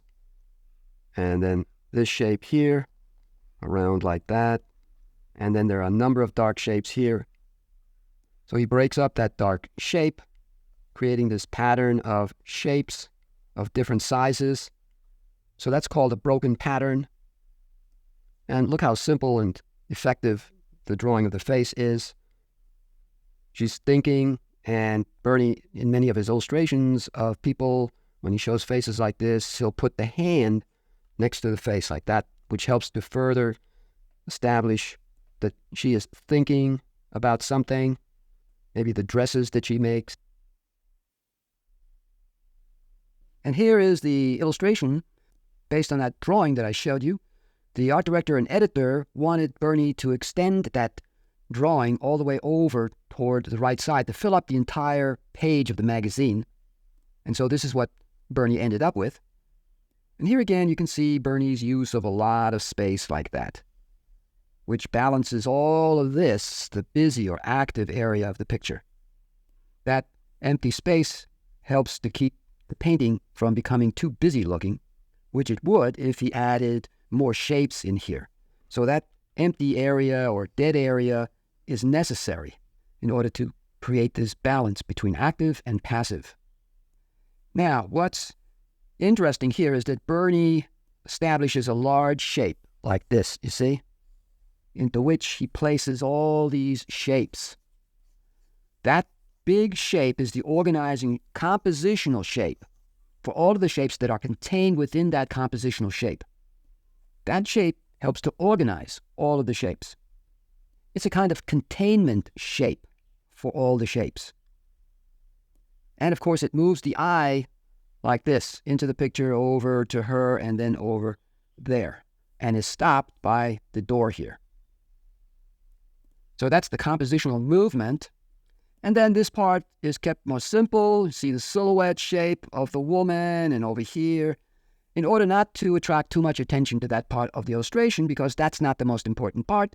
But then when you look over here, you see a lot more shapes, a lot more color variety, value variety, stronger value contrasts, and therefore your attention is drawn to that part of the illustration. And a feeling of depth is achieved because Bernie places a large prop right here in the foreground, and then the other props get smaller as you move further back. So that creates a feeling of depth, which is very important when you're trying to create a feeling of realism so that the picture doesn't look flat. There needs to be that feeling of depth or space or distance. And by placing larger props in the foreground and then them getting progressively smaller as they move back into the distance helps to create that feeling of depth. In other words, he's applying perspective. And he's applying atmospheric perspective because here you see everything is more sharply defined compared to what you see over here. And the values get lighter as you move further over toward the right like that, which is what happens with aerial perspective or atmospheric perspective. The painting has a feeling of depth to it. So here's the painting in black and white to show you the aerial perspective or atmospheric perspective, that it's also called. The values get progressively lighter as you move further over toward the right like that, which creates a feeling of depth. And here you can see Bernie's loose style. Just look at the door there. There are no perfectly straight lines. Everything's more irregular, more loosely painted. And that goes for everything else here. Let's say I do something like this. See that triangle there? That is a compositional organizing shape. So what I could do is I could just add something to that compositional shape. So let's say there's this character here. I'm doing this really quick and in real time, as you can see here, like this. And then maybe this character is a race car driver. So I can add a racing car here. Maybe something like this. Just doing it really rough, just to show you another example of a compositional shape. And then maybe over here, there's a town. Maybe this racing car driver drives through this town here. And maybe the town's located on a mountain. Maybe there are mountains here like this.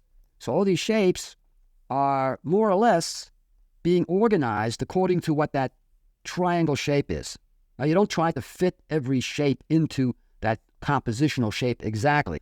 That's not what you do. So you can have some shapes hanging out of that compositional shape like I'm doing here with these buildings, and even the car is hanging out of that triangle shape somewhat. But the overall feeling should be that all these shapes have been organized according to some kind of triangle-like shape, compositional shape. You need to see a lot of examples of what I'm showing you here. Like, for example, there is more that you could do here. You don't just need one compositional shape. You could add other compositional shapes. You can combine them. So I could do something like this, where I add a rectangle shape. And then I could add maybe some racing car guys standing here like this. Fill out that rectangle shape. And then I have the triangle shape. And there are more possibilities. So seeing a couple of examples isn't going to be enough. You need to see a lot of examples, and you need to see all the different ways in which compositional shapes can be used and how they can be combined. And geometric shapes are usually used because they are the simplest kind of shapes. So the composition is based on a simple shape or shapes. But you could also base the composition on an organic shape, a more irregular shape as well.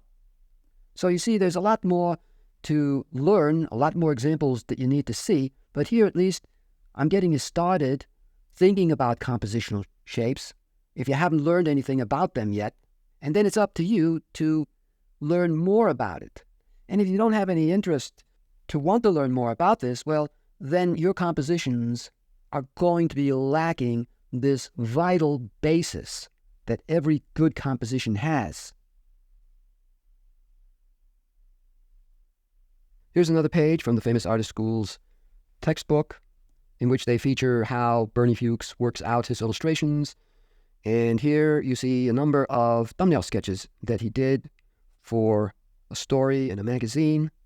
And I'm going to enlarge those thumbnail sketches. See how rough he makes these thumbnail sketches? He's just interested mainly in the composition here, trying out different viewpoints, different arrangements.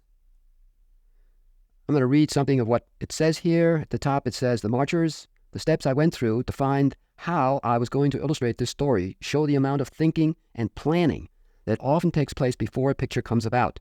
The subject of the story was a freedom march from a little town in Georgia to Atlanta. During the march, a young couple fall in love. It struck me that this should be illustrated in a repertorial way, rather than as boy-girl fiction. The author was trying to make a statement about the South, and I thought the picture should make one too." So you can read the rest of it if you want to learn something about how Bernie Fuchs worked out his illustrations. And let me scroll up here so you can see the rest of this page and read it. So here, he's just focusing on the figures. He doesn't even show the heads. And this one here, he features the two lovers, large in the foreground, and then the marchers back here, smaller in size. And you can see how different those two are. And down here, he quickly establishes a composition, very simple composition, the marchers right here. And then he wanted to show the hot sun. It was a hot day. In this rough, as you can see, he moves in on the marchers so you can see their heads and a little bit of the sun up here.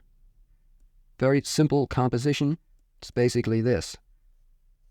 And then like that, where the marchers are, and then the sun here, half circle, which is the same composition over here. This horizontal shape, it's a compositional shape in which the marchers are placed, and then the circle of the sun here. So it's a horizontal shape in contrast with the circle of the sun. Very simple composition, but could be very effective if turned into a large illustration. Now here, you see the gutter of the page in the magazine, and the marchers needed to extend across both pages, as you can see here, and extend across that gutter. And he was working with an art director, and the art director suggested two situations from the story. One, a scene where a woman who lived in an old mansion invited the marchers to camp overnight on her lawn. The other, a policeman, stopping the marchers at a road barricade. My objection to the first was that the picture might not clearly explain itself. In other words, the people in it might be any people, camping in any place. But the second idea coincided with my own previous thinking. So the illustration that he ended up with was an illustration of a motorcycle cop acting as a barricade to the marchers on a hot, sunny day. And of course, to convey that hot, sunny day, he used warm colors throughout the illustration. And here's what the illustration looks like. Now, Bernie used an impressionistic style, as you can see here. He leaves out a lot of detail on the motorcycle, something that another artist probably wouldn't do. To Bernie, all that detail on the motorcycle wasn't important, so he just left it out. And you can see the hot colors that he used on the motorcycle. And then again, Bernie uses props like the handcuffs here to indicate that this is a policeman. Just one single prop like that is enough to identify who this character is, just like with the dressmaker woman, where he uses the scissors as a prop to identify her. And to further indicate that this is a hot day, Bernie shows that this policeman is sweating under his arm. When you look at the figures over here, Bernie leaves out the legs, except for this one here. And the same goes for this one. he felt it wasn't important to show the legs because what he wanted to focus on was the heads. So that's what you see, not the legs. And by not showing the legs, that also helps to push the crowd of marchers further back into space, adds depth. Now, Bernie, just like one of the other great illustrators, Robert Heindel, they wanted to see just how much they can leave out, and the subject would still be identifiable as to what it is. Now, the composition is basically this: horizontal, diagonal, and another horizontal here. That's it. That's how simple this composition is. He arranges the shapes according to these lines. Now, with the woman in the dress shop, as I showed you, Bernie arranges the shapes according to that S-curve, or curvilinear line, or a rhythm. But here, the arrangement is different. A different motif is used for the basis of the composition. When the composition is based on a motif, it creates order in the composition, and movement and flow. The eye moves across the marchers. The eye moves across the motorcycle. It moves across the policeman. If you've been watching my videos in which I talk about composition, and you understood the importance of what I was pointing out, then you should by now know that order within a composition, that is, where you place the shapes, is achieved by way of what I'm pointing out here. Now, Bernie angles the motorcycle somewhat. It's like that. It's not strictly horizontal. And then, of course, the policeman also is placed at an angle. Why does he do that? Well, it makes the composition more dynamic. Bernie is a master of composition, and he comes up with these innovative compositions. So many other artists, illustrators especially, they follow these rules, and all their compositions look the same, because everybody's following the same rules. Bernie broke many of the rules. Therefore, his compositions usually look quite different from others that would not break the rules. They're too frightened to break the rules. Oh, if I break the rules, no one's going to like my painting. Well, Bernie broke the rules, and everybody liked his paintings. Now, of course, not every single rule is broken. If you broke every single rule, you wouldn't end up with a work of art. You'd just end up with a chaotic mess. When it comes to color, Bernie understood that using fewer colors, rather than too many of them, is what can make a more effective color painting. So he doesn't load up his illustrations with lots of different hues. He uses economy of color, that is, fewer different hues. This illustration is going to serve the purpose of me showing you just how few colors he uses, but even though there are only 4 colors that he uses here, it looks like he may have used more, but he didn't, because he creates variations of those few colors. So I'm going to bring in the color picker, then I'll bring in the color wheel. So he uses these 4 right there. Yellow-orange, orange, red-orange, and red. And then he creates variations of each of these. Now, to darken and gray some of these colors, you can't just mix them together and expect to get a grade or a darker tone, as dark as the painting might call for. So what do? Well, you use opposing colors, like complementary colors. So if I wanted to darken and gray the orange, I would use the complementary to orange, which is this one, blue. So that's how Bernie would gray and darken his colors. And of course, you could also use the near complements also. So instead of using orange and blue, you use a near complement, which Bernie would do, like the blue-violet or the blue-green.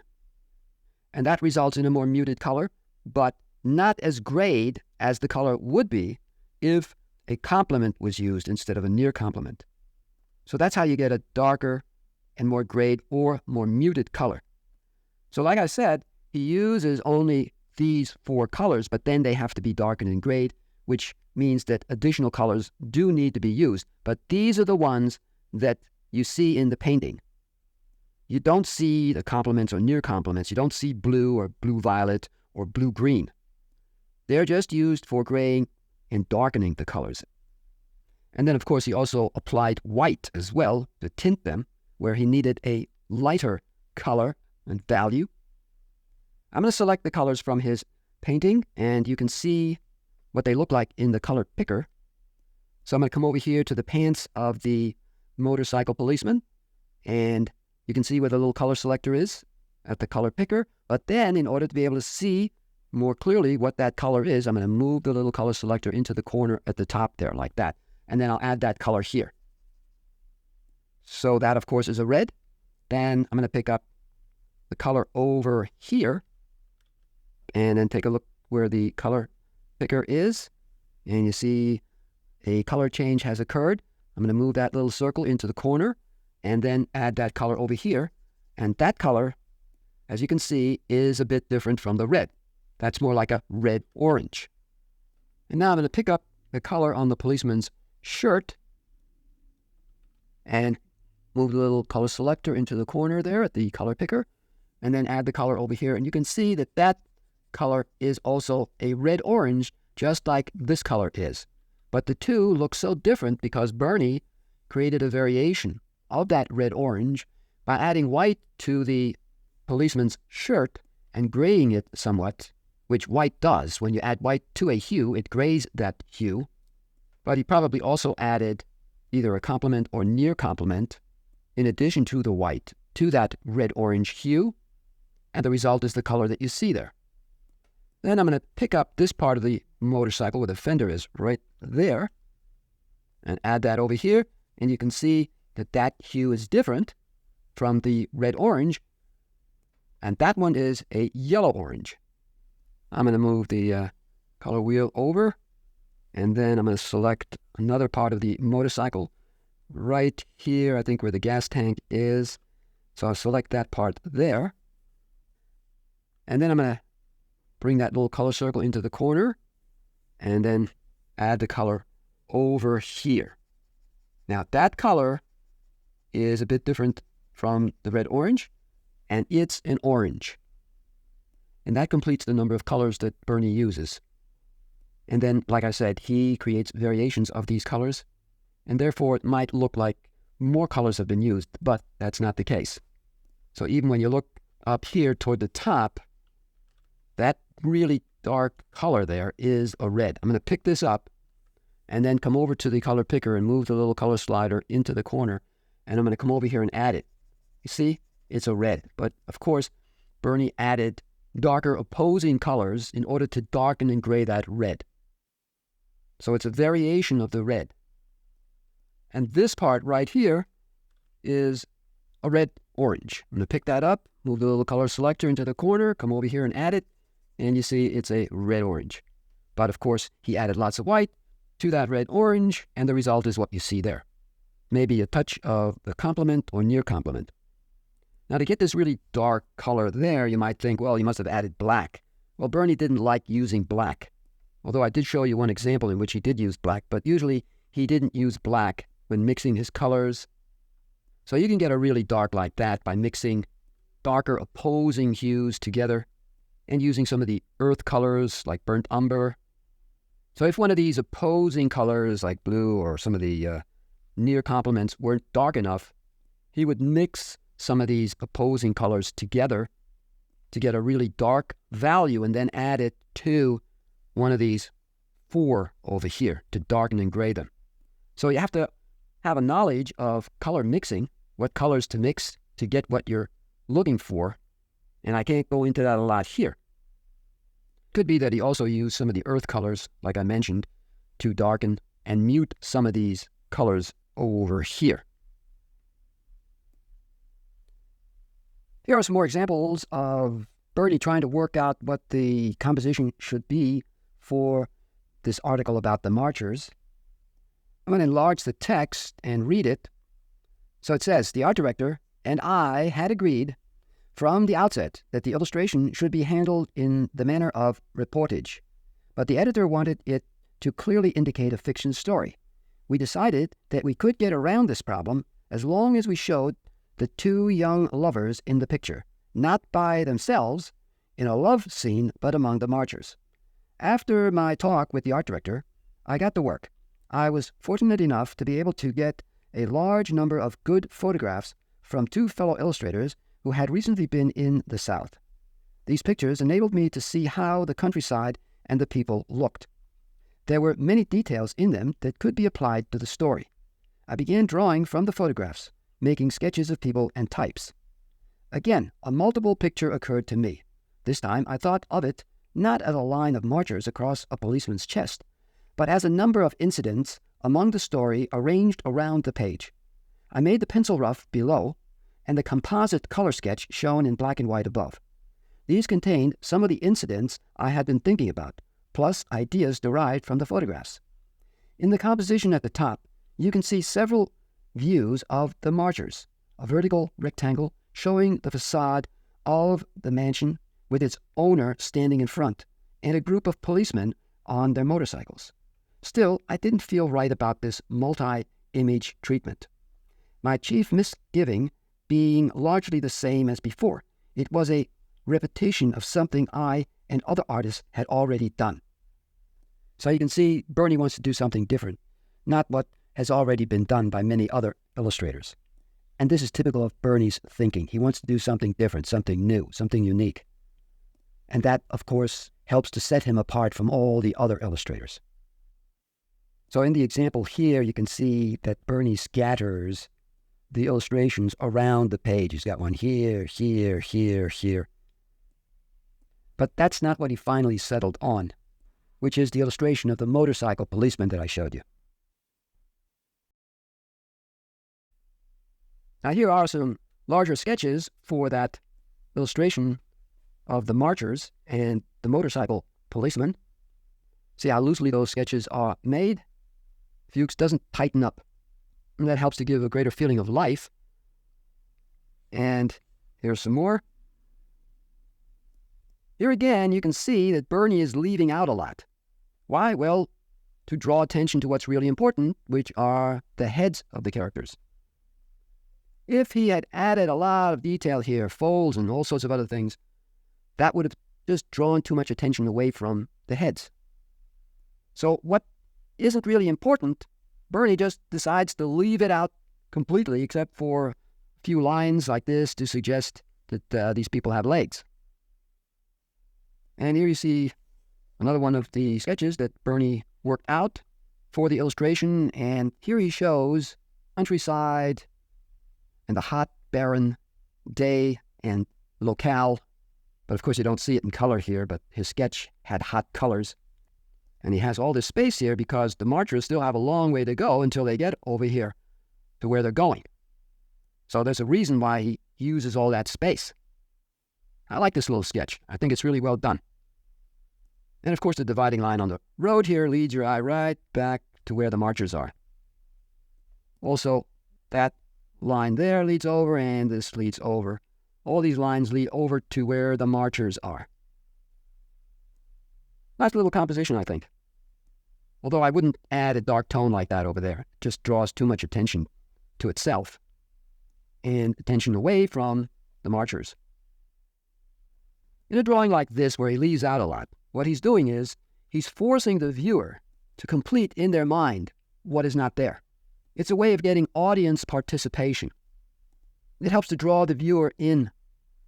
The thinking here is that by leaving much out and just suggesting some things, it forces the viewer to bring something of themselves into the painting or drawing. And the artist tries to leave out as much as he can get away with. I think this makes for a very interesting style for drawing or painting. I like this idea that each of these is an illustration in itself. And this one here, and then of course this one, and this one, and then this one. So each makes a picture in itself, and then he combines them all together like that, making this multi-image illustration. In each of the illustrations, he uses 3 or 4 values to plan the value pattern. So when you look at this one, you see the darkest dark here, then there's a lighter dark, then there's the lightest tone, and then right here there's a midtone. And then this value here is also a midtone. It's the same value as the one found on the woman's head. So there are 4 values. 1, 2, 3, 4. On this example, you see 4 values. The light tone here, then darker tone, halftone, then the darkest tone here, then a lighter dark here. So it's 1, 2, 3, 4. And the tones are arranged according to a direction. It's like this. Arranged along that line. Those darks repeated like that, they make this line. And over here, they're arranged like this. Vertical, and then a horizontal here. So the darks are arranged in an orderly way, not just scattered haphazardly all over the place. They follow certain directions. Same thing with this.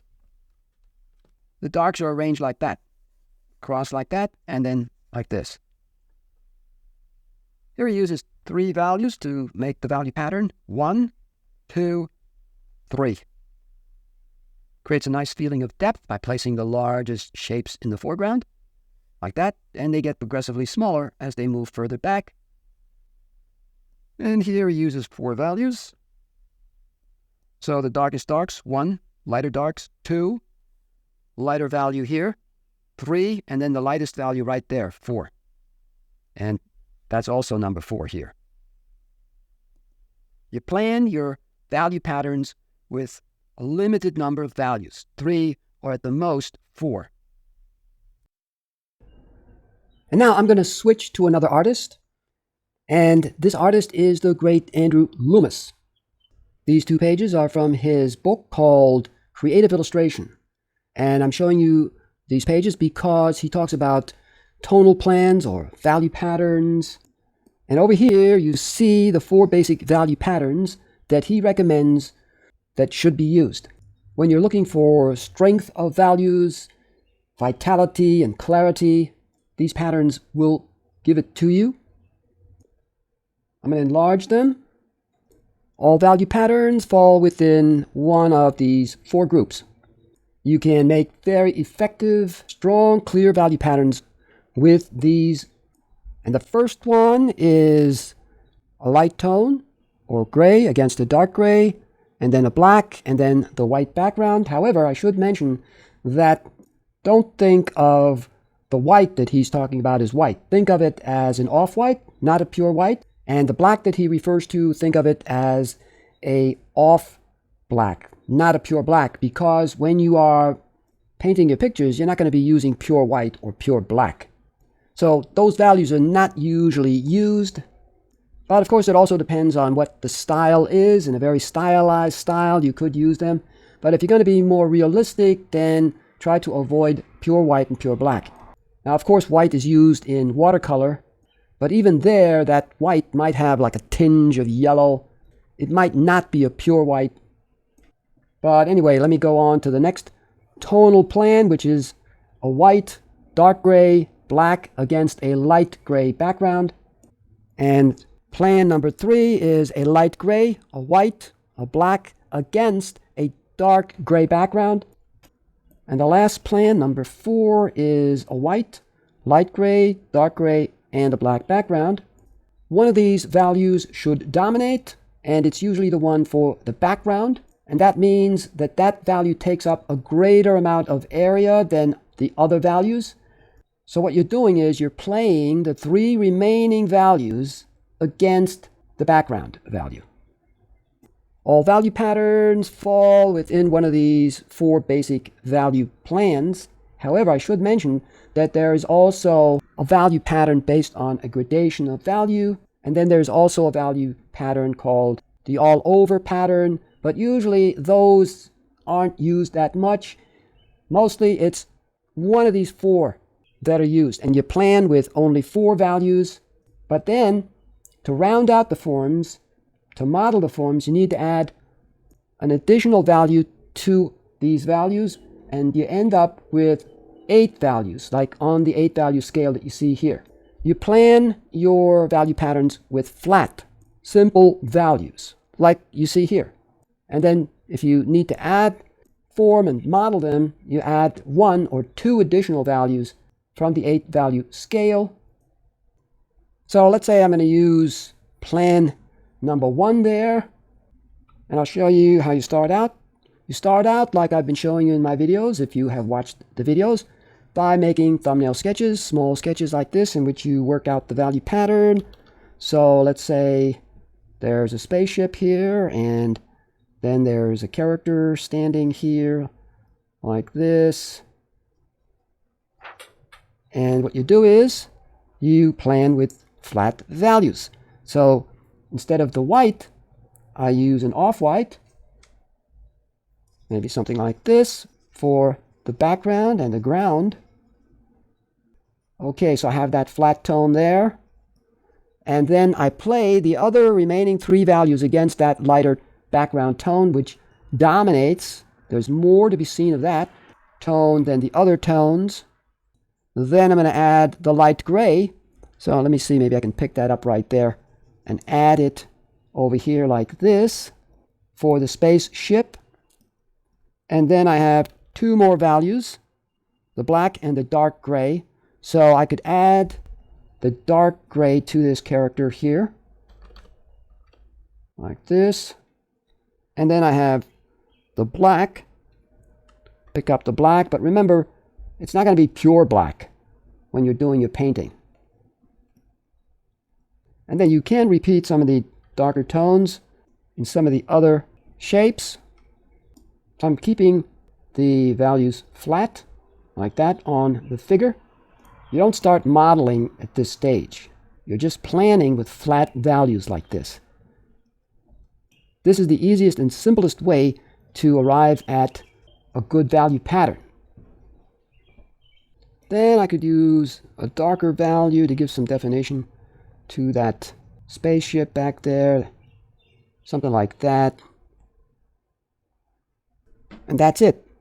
That's how quick and simple you can plan these value patterns using these flat shapes of value. So maybe you want to try a different value pattern. And I'm going to apply this one here, number 3. So I'll use the dark tone, not the black, but the dark tone like that for the sky and the ground, keeping the value flat. Not concerned with modeling, with creating form at this stage. Then the spaceship could be an off-white. So let's see, something like this. I'm doing this in real time, really quick, so of course it's not going to be perfect. And it shouldn't be perfect at this stage when you're doing these little rough thumbnail sketches working out the value pattern.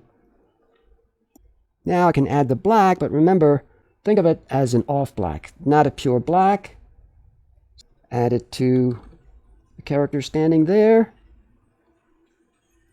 And then I can add the lighter tone for his pants here, like that. And there it is, it's finished. See how quickly you can plan these value patterns when you follow one of these 4 plans that Andrew Loomis shows here, keeping things simple and flat in the beginning. So the dominant value, the one that takes up the greatest amount of area, is of course the dark gray, not the black. And then the black and the white and the light gray are played against that dominant dark gray. Now these sketches that you see over here, they're made with one of these value plans here, or tonal plans. This sketch that Loomis did here is based on the first tonal plan that you see there. This sketch is based on either the second or the third plan, as he mentions in the text there.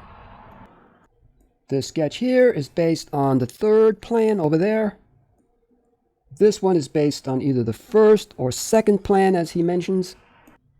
This one here is based on this one, which is the fourth plan. And this one is based on the second plan here. I'm going to enlarge the first sketch and then the first plan. So in the sketch, you can see that large area is taken up by the light value that you see there, which is that one. Then for the background trees here, he uses the light gray that you see there. And that helps to push the trees further back in space because he's using the darker values in the foreground here. So here on this character, you see the really dark darks right here and here, which of course is represented here by the black, but it's not black in the sketch. Like I said, don't think of it as black, just think of it as an off black, so it's lighter than a black. And then he adds the darker gray that you see here on this character. You see it right there and here, and on the characters in back of him as well. What I did was I added these values to this value scale, and then I added this value scale, which consists of 3 values. So you can plan your value patterns with either 4 values, like what Loomis is talking about, or you can plan your value patterns with only 3 values. In Loomis's plans, the darks that you see here, and here, and here, they are very similar in tone, and therefore they could be thought of as one dark pattern. And when that's the case, then you end up with 3 values like this that you can use to plan your value pattern with. When it comes to the midtone, which is that, there needs to be enough separation between the light tone and the dark tone, so that the midtone isn't too close to what the dark tone is, because then there's no midtone. It looks like just one dark tone. And it shouldn't be too close to what the light tone looks like, because then it looks like just one light tone. So your midtones should be dark enough so that they look like midtones. Midtones are a kind of bridge between the light tones and the dark tones, connecting them. So in the Loomis values here, even though you're using 4 values, but because these darks here are so similar, you can think of them as just one dark, and then you have the midtone here, and then the light tone. So essentially, you're working with 3 values. Now I should also mention that if you make the midtone lighter like this, then you're going to end up with a pattern that looks more dramatic, because what you'll have essentially is just a light pattern against a dark pattern. And that creates drama. So you have to decide how much midtone you want. Usually more midtone is shown, something like what you see there, so that there's enough of a separation between the light tones, the midtones, and the dark tones. But remember, these values here, they represent ranges of values. So you're not painting the entire picture with just 3 values. You're painting the entire picture with a range of light values, a range of midtones, and a range of dark values. But you're planning your value patterns with just 3 values. Or you can plan them with the 4 values that Loomis shows. I could do something like this maybe, really quick and rough. So maybe there's this character standing here like this, and has a sword that he's holding onto. Just a quick sketch, gesture sketch like this. Doing this in real time, really quick. So let's say the background is dark like this. So that dark's taking up a lot of area. Then I could add an off black. Really dark like this. Coming up to him toward the top there. But he still stands out a bit. He blends it a bit more with the background because that's exactly what I want. The 2 values are not all that different. Then I could add the lighter gray. Maybe something like this.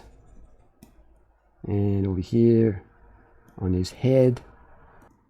Then the off-white could be added maybe to the sword that he's holding. Maybe he has some kind of hat that's a light tone, really light, off-white. So the lighter dark gray that you see there, that actually is thought of as a halftone.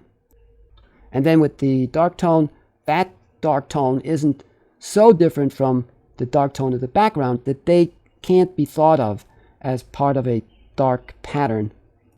And then the light tones are part of the light pattern.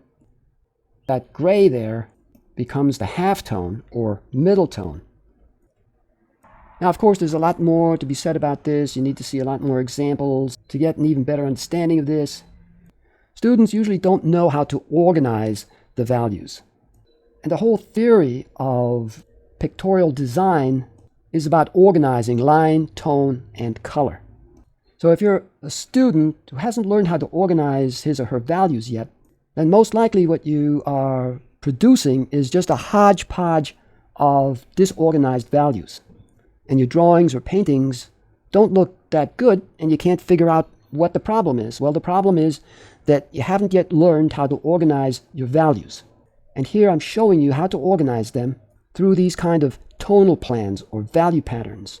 So once you begin to see the importance of what I'm showing you here and are able to apply this to your own paintings or drawings, they're going to become way better than if you didn't apply what I'm showing you here.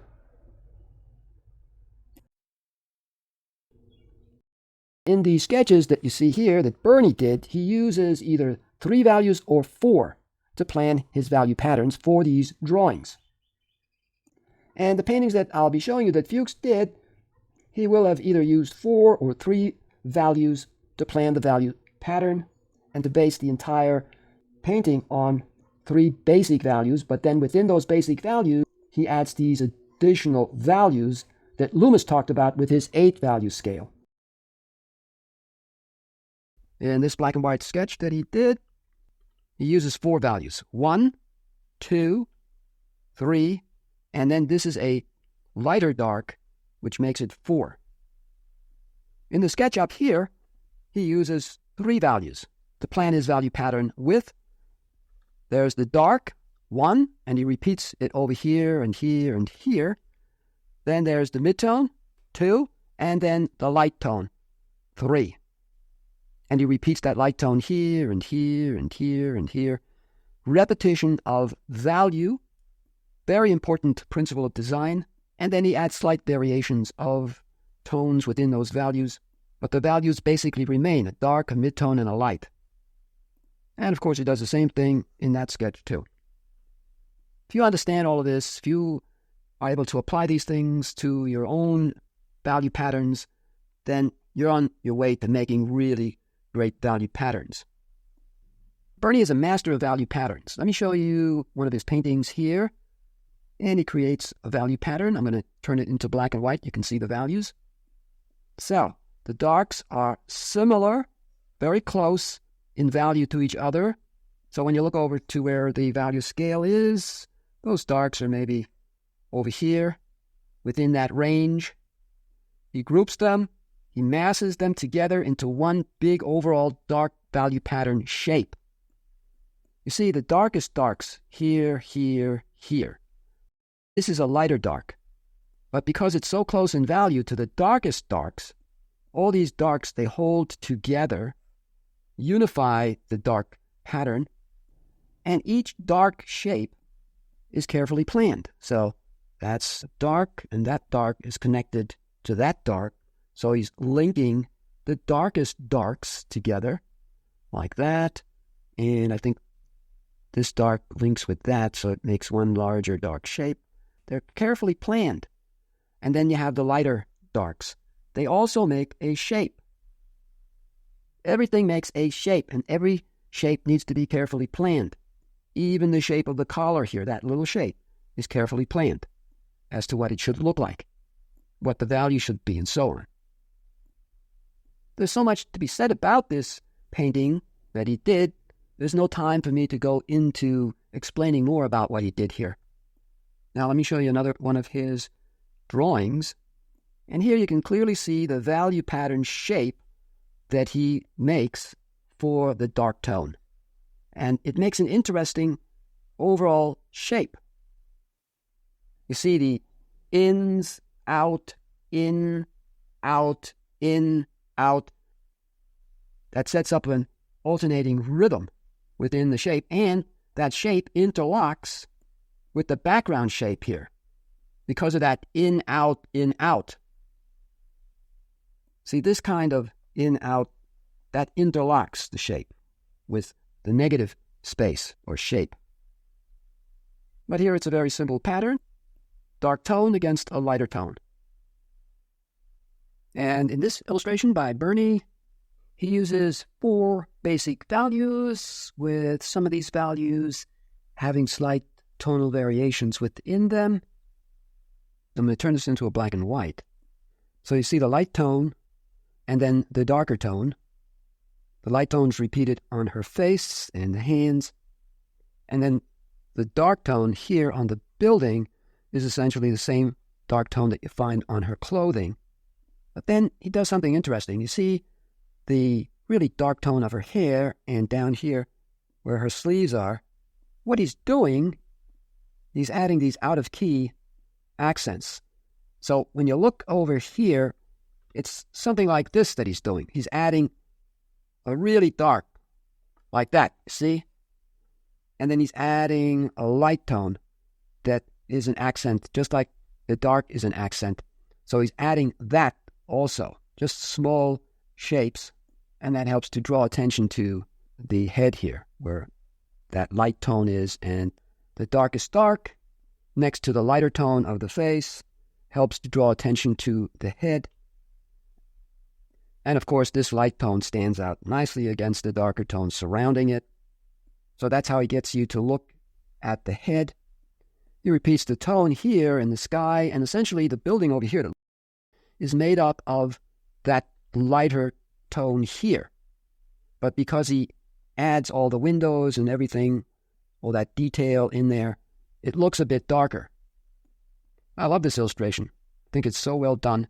Such a simple illustration, simple composition, but very effective. Now when it comes to placement, he doesn't place the woman exactly into the center of the picture area. So if I draw vertical down like this, you can see that she's actually over toward the right more, not exactly in the center. So he avoids placing her directly in the center of the picture area. If he placed her exactly in the center, it would make too much of a static composition. And the composition is more dynamic because she is at a slight angle, and so are the buildings like this, you see?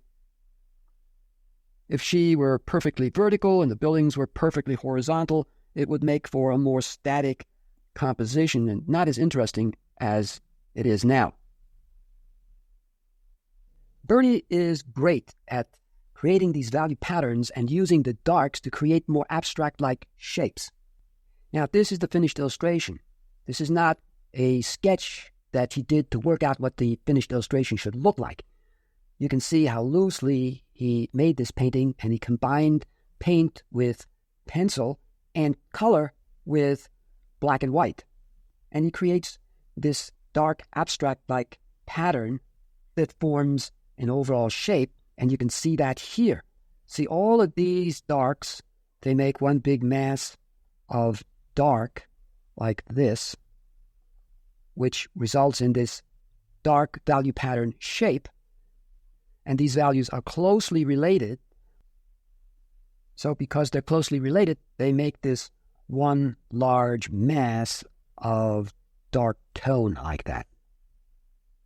And then you could say this is the dark halftone. Then over here, there's the lighter value halftone, and then the lightest value on the woman and the tablecloth and the ground here.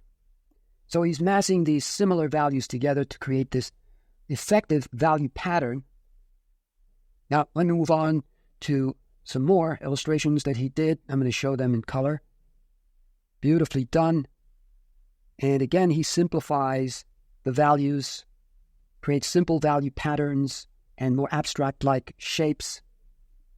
And he always uses these more dark, simple, abstract-like shapes. You see the dark values very closely related, forming that overall dark pattern shape. And he uses the principle of the spot. So where's the spot? Well, if you've watched my video on the compositional device called the spot, you should be able to spot the spot. Well, it's right here. And because he creates this spot of light tone against the dark, your eye immediately goes to the skier here. So this is a very important principle of design, this kind of contrast of light against dark using a spot like this.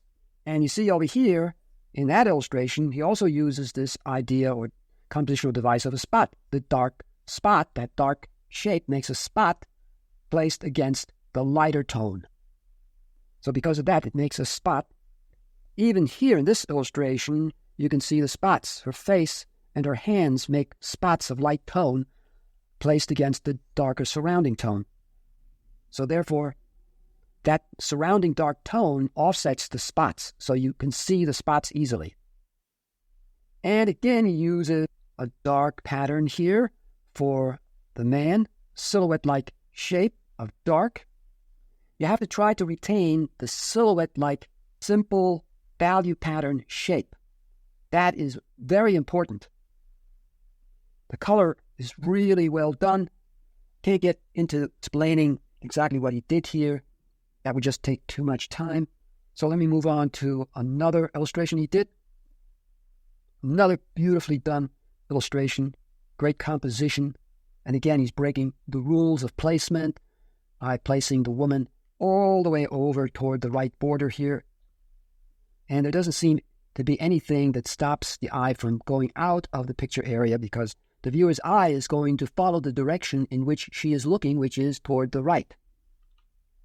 And Bernie suggests that there is someone that she's looking at over here outside of the picture area, so he leaves that up to the imagination of the viewer as to who that person could be, and most likely it is a man, and we don't get to see what he looks like, so it's up to us to imagine what he might look like.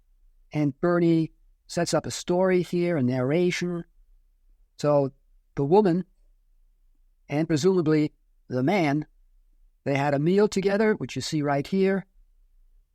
And the candle and candelabra here suggest that this is a romantic encounter. It's a bright, sunny day. The light is coming in. And Bernie selects green as the predominant color, which establishes a mood of tranquility, a more soothing, peaceful feeling or mood is established, which reflects what the mood of the story is like that he illustrated. And then he uses the idea of placing very small color accents, which are the complement to green. And you see that small red accent right here on her lips, and then he repeats the red over here with some variation. And that little spot of red on her face helps to draw attention to her head. Even though it's very small, your attention is drawn there because of the hue contrast, the red next to the green. Now, Bernie knows about the underlying structure, so he establishes a structure. What he does is he structures the pictorial space. Now, there are compositions in which the space is not structured. Like, for example, what I'm going to show you now. This is a rough color sketch that he worked out when he was planning what the composition should be for his illustration here. And in this beautifully done rough color sketch, the pictorial space is not structured like it is here. But the color is beautiful. The whole painting, because of the colors that he used, has an energy to it. It feels alive. But ultimately, this isn't the mood that he wanted, so therefore the color was changed to the green, and the pictorial space was structured. Now, I can't go into that a lot here, but I'm going to just quickly point out what this structure is. So there is a line going down like this, along the edge of that wall and into the leg of the chair. Then there's a diagonal running across like this. Then there's another diagonal running across like this.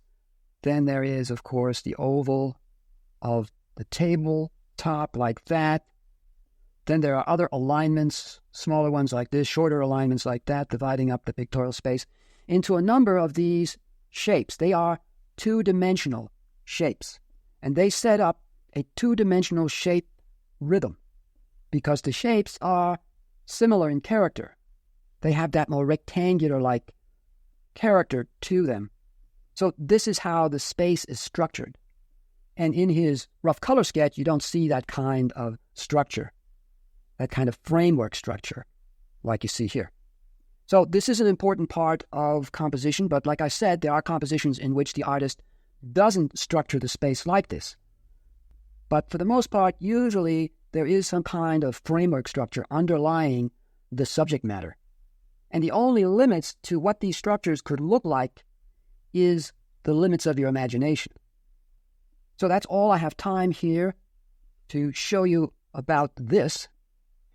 Now, several basic shapes are established with variations of those shapes, and they oppose each other, like, for example, the circle and the square, and then there's triangle and also organic shapes like that. And these shapes are repeated with variation, and because of that, they set up a rhythm. Bernie knows all about this. That's one of the reasons why his illustrations look so great, like you can't take your eyes away from them. It's largely because of these principles of design that he is applying, like rhythm. So when it comes to the circle, the tabletop here is a variation of the circle. It's an oval, but it's only half an oval. It doesn't extend all the way out like that. So it's part of an oval, but it's in harmony with an oval because it has this curve. Then there are variations of the circle to be seen here, which is an oval, oval, oval for the plate, circles for the fruit, circle, another oval here. Then he contrasts those circular shapes with squares and rectangle shapes like this square here, and then lots of little squares on that pattern there. Then there's a square here. Then here's this half circle, another half circle that harmonizes with these other curving shapes. And then, of course, he adds the triangle shape here, small rectangles, rectangle here, here where the shutter is. Then there's an open triangle right here.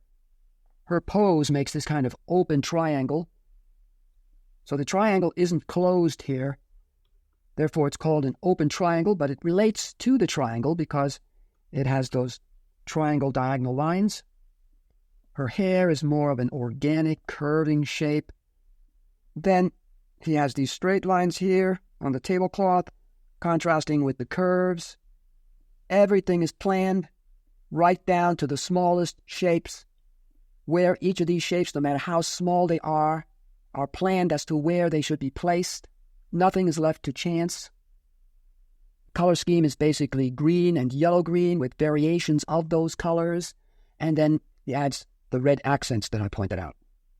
So the yellow-green of the tablecloth here, when varied, turns into yellow over here. So that's what I mean about varying the colors. Now, there's a lot more to be said about this great illustration, but it's time to move on. In this illustration that was used on the cover of TV Guide for a TV series called I Spy, here again you can see how Bernie uses the darks, how he designs them, how he plans them. They are a very important part of his illustrations. So when you look over here, you can see that Bernie is creating an interesting dark shape like this. Then he adds smaller detached darks like that, which help to balance the larger dark shape and adds interest. Then he uses the principle of the spot over here. Dark hair, dark gun. It creates a kind of invisible line between those two spots. So you're drawn from one spot to the other and then back again to the other one. And the hair over here, he carefully designs the shape like this. And there's an active side and a passive side to each of his shapes. This is the active side because there's more irregularity there, and that, of course, is then the passive side because you don't see that kind of irregularity. And on that other shape that I pointed out to you over here, you can also see this idea of a passive and active side. So this side is the active side, and that side is the passive side. You can see over here on that side how irregular that edge is compared to the edge over on the other side. So that irregular edge is the active side, and the one that isn't as irregular is the passive side, and that helps to create a more active shape. It helps to add more life to the painting or drawing, a greater feeling of life, of activity. So this is a multi-image illustration, and he did a number of these kind of illustrations.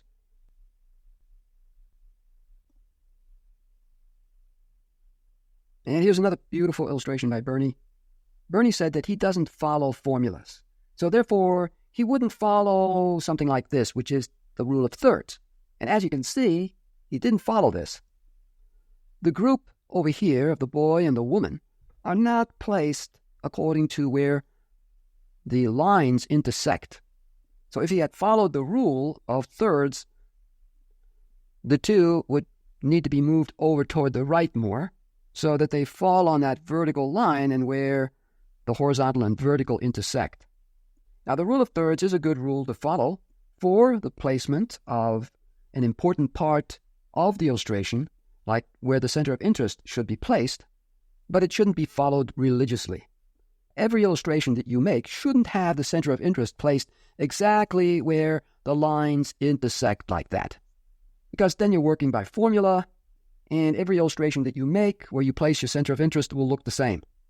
More exciting and more unusual and even more interesting placement can occur when you break that rule of thirds and you place your subject like Bernie does in his illustrations, like this one, or a more extreme placement of the center of interest, like in this illustration, where he places the center of interest all the way over toward the right border. This, I think, makes for a more interesting and exciting placement for the center of interest, more unusual placement than if he had strictly followed the rule of thirds, which I think wouldn't result in an illustration that is as interesting as this is. Now, even the tree here isn't placed according to the rule of thirds. If it had been placed according to the rule of thirds, then the tree would be over here more, like that. Also, the horizon line here hasn't been placed where the horizontal of the rule of thirds is right there. If he had done that, that would have resulted in a greater contrast of sizes. See, that size there would be much larger than this size here. But he doesn't do that. By dividing the pictorial space over here like that, the two sizes, this size and that one, are similar, but not exactly the same size. So this shape up here is a bit larger than that one. Thereby, Bernie avoids strict repetition of the same size, and that helps to add more interest to the composition. So he avoids dividing the pictorial space exactly in the center, which would make for a more static composition. But by changing the sizes a little bit, he's able to get more differences in sizes into the composition, and therefore the interest becomes greater than if both sizes were exactly the same. Now, if you've watched some of my videos that I had at my YouTube channel, you would have learned the importance of the principle of dominance, and there needs to be a dominant direction. So Bernie knows about that. Looking at this composition, can you see what the dominant direction would be? Well, in case you don't see it, there is, of course, this long horizontal direction right there. But then there are a lot of vertical directions. The woman, the boy, the trees, all these are vertical. And even down here in the shadow area, you can see these verticals like this, you see? And then there are more verticals here and here. And then he counters the verticals and horizontals with diagonals of the tree branches, and over here, here, here on the woman's coat. Every direction, no matter how small, is taken into account and planned. Every shape, no matter how small, like the boy's hair, plays a part in the composition and needs to be related to other lines and shapes within the composition and values and colors. Nothing stands alone. Everything must relate to something else. And if you've been watching my videos, you've been paying attention, then you should know that by now. When you look at the boy, you see diagonals. The arm is a diagonal. His back is a diagonal. Where his collar is, where the shirt is there. It's a diagonal, diagonal, diagonal. Why? Because that helps to add feeling of movement to the boy, feeling of life. The woman seems to not appear as active as the boy, but the woman still has diagonals, diagonal, diagonal. The arm, of course, is a vertical, and then the bottom of her coat that I already pointed out is a diagonal, diagonal, diagonal. Her hat, diagonal, and the front of her diagonal, diagonal. So there are a lot of diagonals on the woman to create a feeling of life and movement, although she seems, like I said, not as active looking as the boy. So the setting he chooses is cemetery, and you see the headstones back here. See the cross here. Bernie knows how to draw your attention to the center of interest, and when you look at the center of interest here, you can see that there is more value contrast here and stronger value contrast. The light tone of the woman's dress against the really dark tone of the tree. The boy's light tone against the darker tone surrounding him creates strong value contrast that draws the eye to those two. What appears white always attracts a lot of attention, so therefore her white dress, which is not really pure white but an off-white, draws your attention immediately to her and then to the boy, who also has a light tone on his shirt. So this is the most active part of the illustration. Passive down here, there's not much going on. And over here, it's more active, but not as active as over here, because that's where the center of interest is. That's where you put most of the shapes, most of the contrast, most of the interesting color. So it becomes the active part of the illustration. Fewer colors are used, which is typical of many of Bernie's illustrations. He uses fewer colors. So basically, this is a red-orange and then a green color scheme. This color is a variation of the red-orange, and there are slight shifts on the color wheel to adjoining or analogous colors.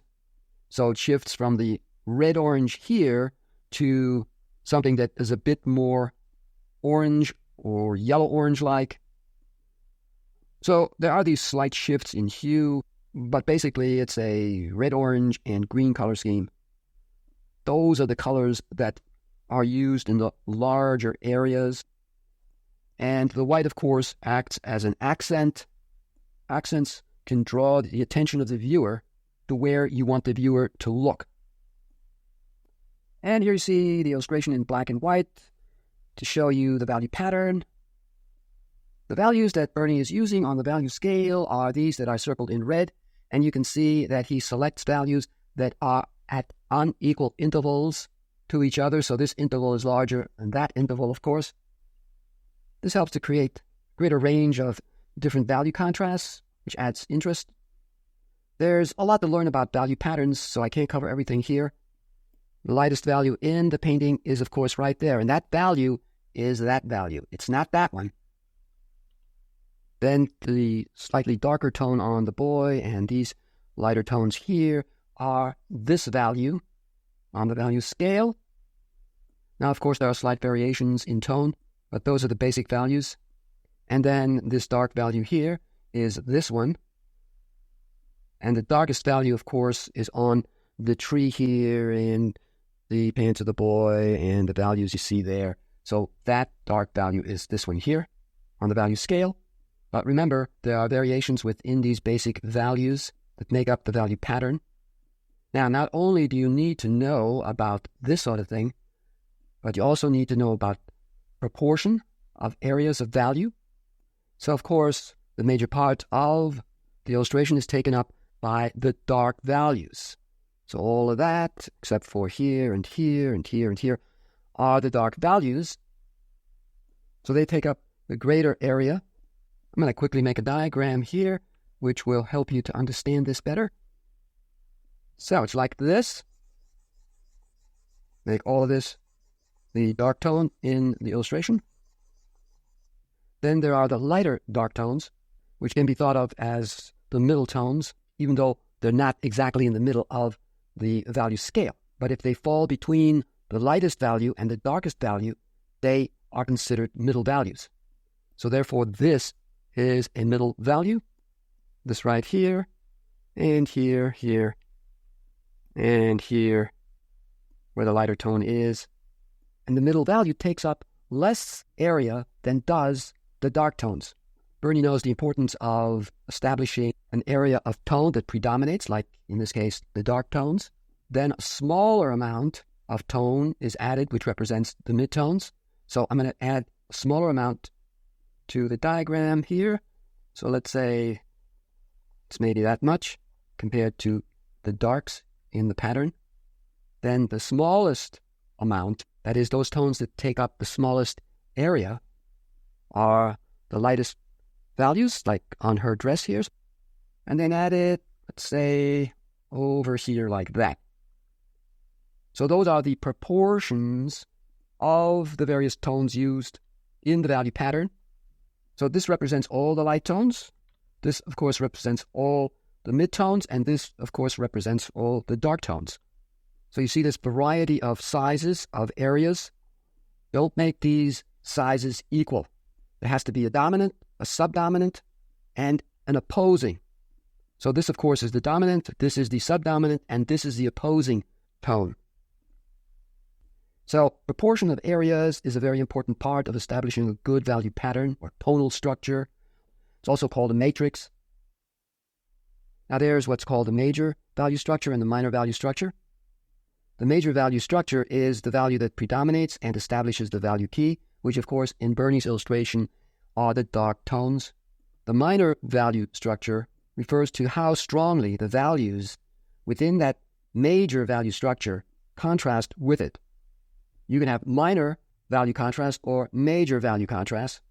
So in Bernie's illustration, there is major value contrast occurring rather than minor because of the strong value contrasts that you find here on the skirt and the boy with the darkest tones. So that creates major contrast. So it's a major value pattern contrast structure. If I come over here to the diagram and I darken that light tone there, see? I darken that, and then the mid-tone, I darken that. So now there's no longer major value contrast within this value pattern structure. Now there's minor value pattern contrast. So it would look something like this if I added it over here where the white skirt is. I darken that white skirt like this and darken the tone on the boy's shirt. So within the major value pattern, which is the values that predominate, which are the darks, I have the minor value pattern, which refers to how strongly those values that are within the major value pattern, or that are part of that, contrast with it. And you can see how the mood has changed in Bernie's illustration when I darkened those really light tones. Now there's a completely different feeling here. There's still light-dark value contrast, but no longer as strong. If you want to learn a lot more about all of these things that I'm showing in this video that Bernie has applied to his illustrations, then check out my complete illustration art course.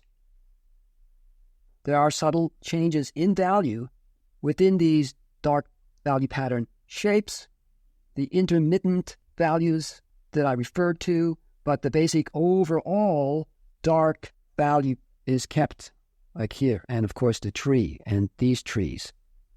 That basic dark value is not lost, even though there are small, subtle changes in values occurring within those patterns. It uses very little midtone. Why? Well, because that creates a more dramatic look. More drama is achieved if you use less midtone and more of the light and dark tones. Like what Bernie did in this illustration. He uses more darks and lights and less of the mid-tone that you see there. And it makes for a more dramatic looking illustration. And it increases the interest considerably when you have strong light-dark patterns like that. Now there's so much more that can be said about this illustration, but it's time to move on to something else. So in this illustration, you can see what I pointed out to you earlier. He doesn't complete the figures. See? Where's the rest of it? See the arms and hands there, but where's the rest of it? He leaves that out. And the same for this guy over here. And then even the faces are not well defined. And possibly this is just a rough color sketch that he did to work out what these characters should look like for the finished illustration. But he did sign his name here. So that could suggest that this is actually the finished illustration. And of course on this character also, he doesn't finish the figure here.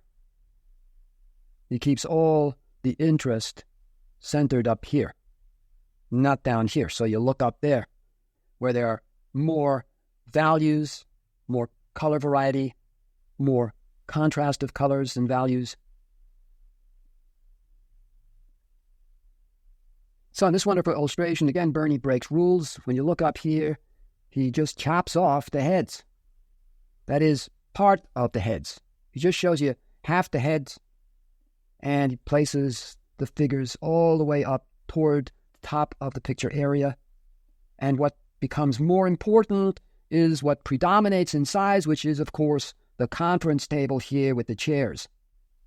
The conference table acts as a kind of lead-in into the illustration, so you're moving along the plane. This is a plane. Moving along that plane toward the figures back there. And also the chairs lead you into the composition and over toward the figures. So this conference table plays an important part in this illustration. So they're leaving the conference table. You can see them moving away there. So they had their conference. And Bernie puts all the various props that you would see on a conference table. It's the dark values that predominate. And again, he's creating strong value contrast, the dark here against the light tone back there. And these dark tones are very close in value, so they create this one big, large, dark mass of tone, of value pattern shape, like this, coming around, and then merges with the darks of the people back here, their suits, their dark suits. All of this makes an interesting overall dark pattern shape. It helps to unify all of this because they all have these dark values that are close. And this also sets up a harmony of values because of the closeness of these values. And it looks to me like this value is this one here, and then the dark of the chairs right there is this one. And then you see the little tonal variations you see within that dark of the conference table. Slight differences in tone, but the overall dark value pattern shape is not lost. And then, of course, he placed the lighter values here, the cups and the paper, against that darker tone, so that those props read. They stand out. You can make out what they are. They also, because the way Bernie arranged them, they also lead your eye over and around into the people back there. And also this line here leads over toward the people. The chairs lead over, that you see right there. Beautiful illustration. So well done. Simple value pattern. The colors are harmonious. There's no strong clashing of warm, cool colors, like orange and blue, for example. This color here is somewhat grayed, red-orange. And this color is the same red-orange hue, but varied, more saturated than this is. But they're both the same hue, same red-orange hue. So Bernie uses fewer colors, but then he creates variations of those colors. So it looks like there are more colors being used. But in fact, he's not using a lot of different hues. He's using the same hues, but varied. And again, like with the other illustrations I showed you, there's so much more that can be said about this, but there's no time for that. It can be said that a good picture is primarily good on account of its abstract qualities. And that's what you find in Bernie's illustrations, these abstract qualities, like what you see here, these more abstract-like shapes. Very simple, more silhouette-like shapes. Bernie understands the importance of retaining the more silhouette-like shape. So he keeps those shapes really simple, more silhouette-like. He doesn't load them up with a lot of details, a lot of things going on within that shape. No, he doesn't do that. He keeps the shape simple like that. And this creates a more abstract-like shape. So I'm going to turn it into a black and white. And of course, the dark tones predominate, and they establish this more gloomy, dark mood. And you can sense something of what the relationship between these two characters might be, which doesn't seem to be a pleasant relationship. And it looks like you're seeing these two characters in a mirror, which is suggested by this curve here. So most of the values used are the ones toward the bottom of the value scale here. There are no very light tones like these up here. That would destroy the mood. So the lighter tones are not all that light. They're darker. This is a more compressed range of values like that. Rather than using the entire value scale, he compresses the value scale into a fewer number of values that are located toward the lower part of the value scale. And again, Bernie uses the principle of the spot, which you see right here, that lightest tone against the darker tone, draws your eye there to her, and that's also where you find the sharpest edge. And then there's a light tone here that draws your eye down to that. So that might be something important that you find out about when you read the story. So the light's coming in from a window, illuminating this side of her face. So she has a shadow side and a light side. But the fact that much of her is in dark like that helps to support her more sad expression or feeling. He has his back to her, suggesting an estranged relationship between the two. So Bernie is establishing a story, a narrative here within this illustration. Greater number of values are added up here. More variety because there are a greater number of values than down here. And therefore, your attention is drawn up there, where the greater interest is because of the greater variety of values and stronger contrasts of values. Bernie is in total control here. He knows exactly what he's doing. He knows exactly what needs to be done to tell the story and create the mood. And the more somber colors used, the more muted colors, helps to further strengthen the mood. And the way Bernie lights the head here suggests that this guy is not a good guy. He lights him from below. So that kind of lighting from below can suggest that there is something sinister about this character, something mysterious.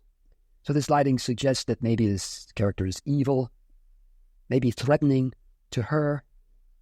Another really well-done illustration. Now, when it comes to color, Bernie Fuchs used few colors, like what you see in this illustration of these marching soldiers, gloomy, sad, depressing mood of these marching soldiers. And to convey that, of course, he needed to use a dark value key. So using Andrew Loomis's value plans, that painting would probably fall within this value plan here. It's the dark tone that dominates. And then the lighter tone, this one here, would be this right there. I'm going to turn it into a black and white so you can see the values better. And then the darkest tone, seen right there, in that plan, would be found here. See, those are the darkest darks. And this and that are the lighter darks. Then the lightest value that you see here in the Loomis plan, of course, are what you see here. Those smaller spots of light tone. So that's the tonal plan. But what about color? The color scheme is made up of only 3 colors. And what are they? They are yellow, red-orange, and red. And then he creates variations of those colors. So he uses few colors. And by darkening them and graying them and having the dark colors predominate like this, sets up this gloomy, depressing mood. So how does he vary the colors? Well, first of all, what I'm going to do is I'm going to pick up this dark color right there, and then look at the color picker over here. I'm going to move that little circle over into the corner here so you can see what color that is. And as you can see, it's a red. Then let's see, I'll pick up this color. Again, move the little circle into the corner, and this time that is a red-orange right there. So I'll add that over here. You see, similar to that.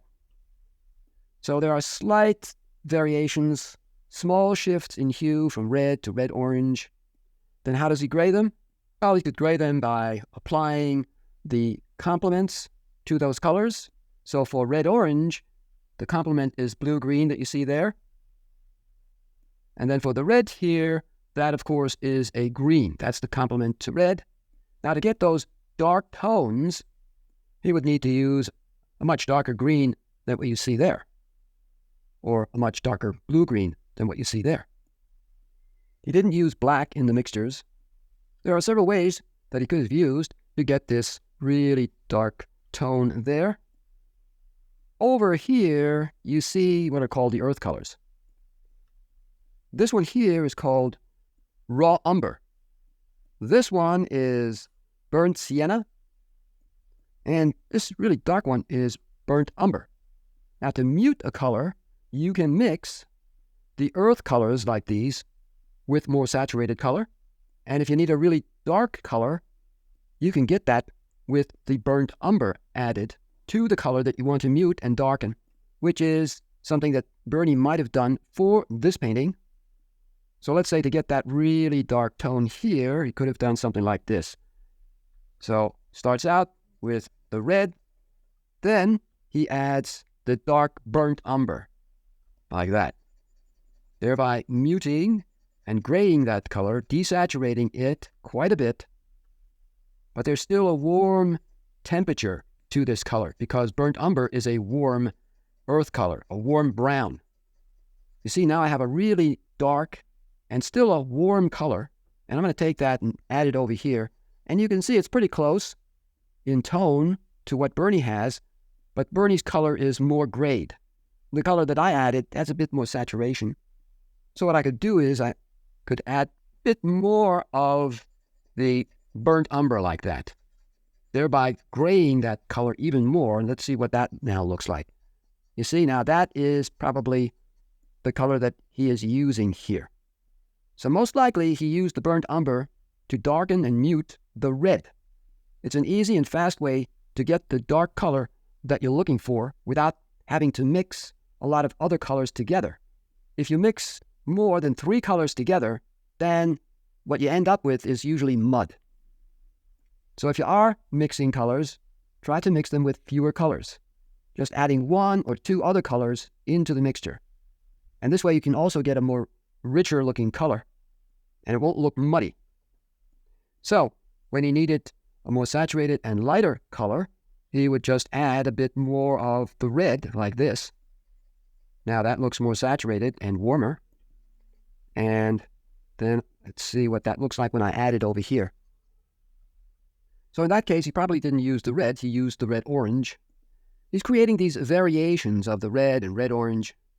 And then the yellow that you see there on the color wheel, that yellow is seen there and here, but it's pretty close to white. For the lighter color that you see here, that's a bit more saturated, and that color is red-orange, so I'm going to add that over here. Then it could be that he might have added raw umber, like this. And that mutes that color, of course. And let me pick that up and place it over here. And it's similar to what he has, so he might have done that.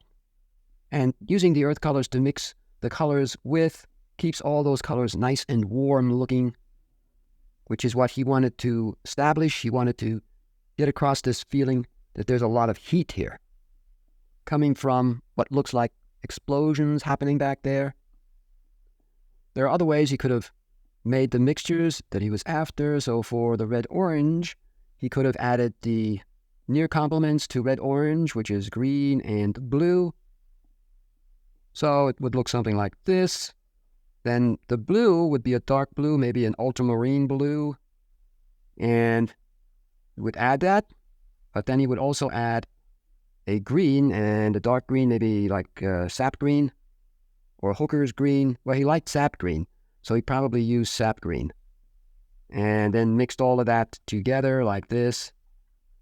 Now, of course, this isn't going to be exactly the look that he got when he was using actual pigment paint.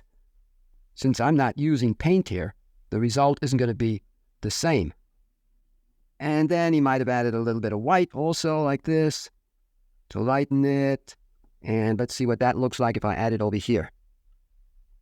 And he might have added a little more red there. So he would keep mixing until he gets what he's looking for. Something like that, maybe a little more white. Now, I don't want to go into this too much. So I'm using 3 colors to mix the color. If I added another one, then there's the danger of getting mud. So these 3 colors on the color wheel, they make this kind of configuration, triangle configuration. The color looks unified because of this close relationship between red, orange, and red. Yellow contrasts more. It's the red that predominates, which gives the painting a strong unity of color. Because the color looks very similar overall, it creates unity of color, which helps to hold all of the shapes together. So that brings us to this, color design. What is color design? Well, I talked about color design in some of my videos that I had at my YouTube channel. Some might still be there. Bernie is a master of color design. So what is color design? When you know the principles of design and you apply those principles of design to color, you have color design. And because this painting has unity and color is added to achieve that unity, the painting has color design. And if you apply all those other principles of design to color, such as contrast and dominance and harmony and repetition, then you create color design. Like in this painting, Bernie adds a lot of color repetition. But he varies the color like I showed you. But some color isn't varied. Some color is repeated the way it is without changing it, which results in repetition of color, which in turn results in color design. In this painting, the principle of design called balance is applied. So when it comes to color here, the balance is achieved by having lots of muted and grayed colors like this, but then there are more saturated colors like you see here. So it's this kind of balance of opposing saturation or intensity of color. So when you have a lot of grayed colors, you need to add some more saturated color to balance the more grayed colors, or vice versa. If you have a lot of saturated colors, you need to add some more grayed or muted color to balance the more saturated color. So when you do that, you're applying color design, which is what Bernie applied here. Now, obviously, there's much more to be said about this. You need to see a lot of examples of good color design. And Bernie's paintings have good or even great color design. Like in this painting here, for example. This painting looks so visually appealing in terms of color because of the color design that Bernie applies here. And Bernie's also aware of when you have warm colors like these here at one side of the painting, you also need some warm colors on the opposite side to balance those colors over there.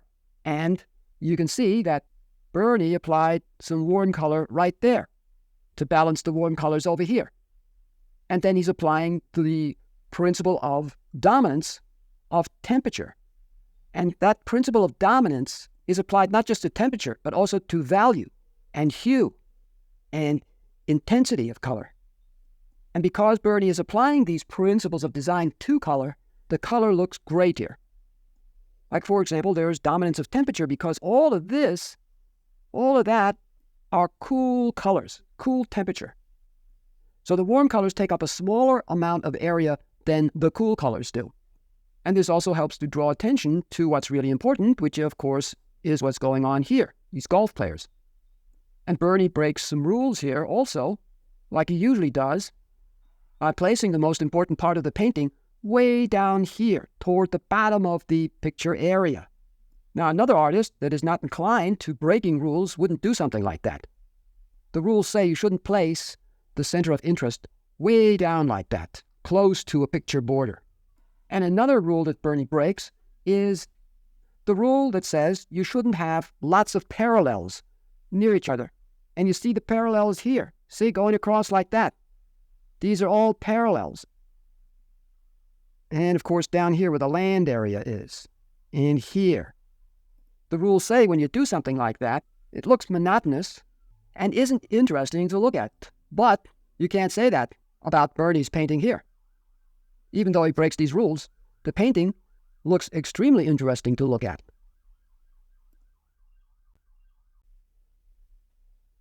In this illustration, Bernie shows the people at the table from a low eye level. You're looking up at the table and the people, which is a viewpoint that another artist probably wouldn't have used. Most likely they would have used a more straight-on view, but here's just another example of how Bernie does things differently. And of course, not to focus attention on the legs of the chairs, he creates very little value contrast. The dark chairs are very close to the dark of the floor here. So therefore, not much attention is drawn to the legs of the chairs. If there was more contrast there, then the legs of the chair would draw too much attention away from what's really important, which of course are the people at the table. And he does the same sort of thing here with the legs of the man. The value contrast is reduced so as not to draw attention to his legs and the bottom of the table. A good illustration will have a center of interest and then a secondary point of interest and a third and sometimes even a fourth, but no more than that. Otherwise, things get a little too confusing. So in this illustration, where do you think the center of interest is? Well, looking at the illustration, you probably will be drawn to this area right here. And that is the center of interest. Now, why are you drawn there? Well, you're drawn there because of the sharp contrast of values, the strong light and dark that you see here. And also the sharper edges that are found here. So your attention is drawn there first. You're brought into the illustration by way of the chair, and this shape moves you up. These lines of the chair move you up to where the kids are.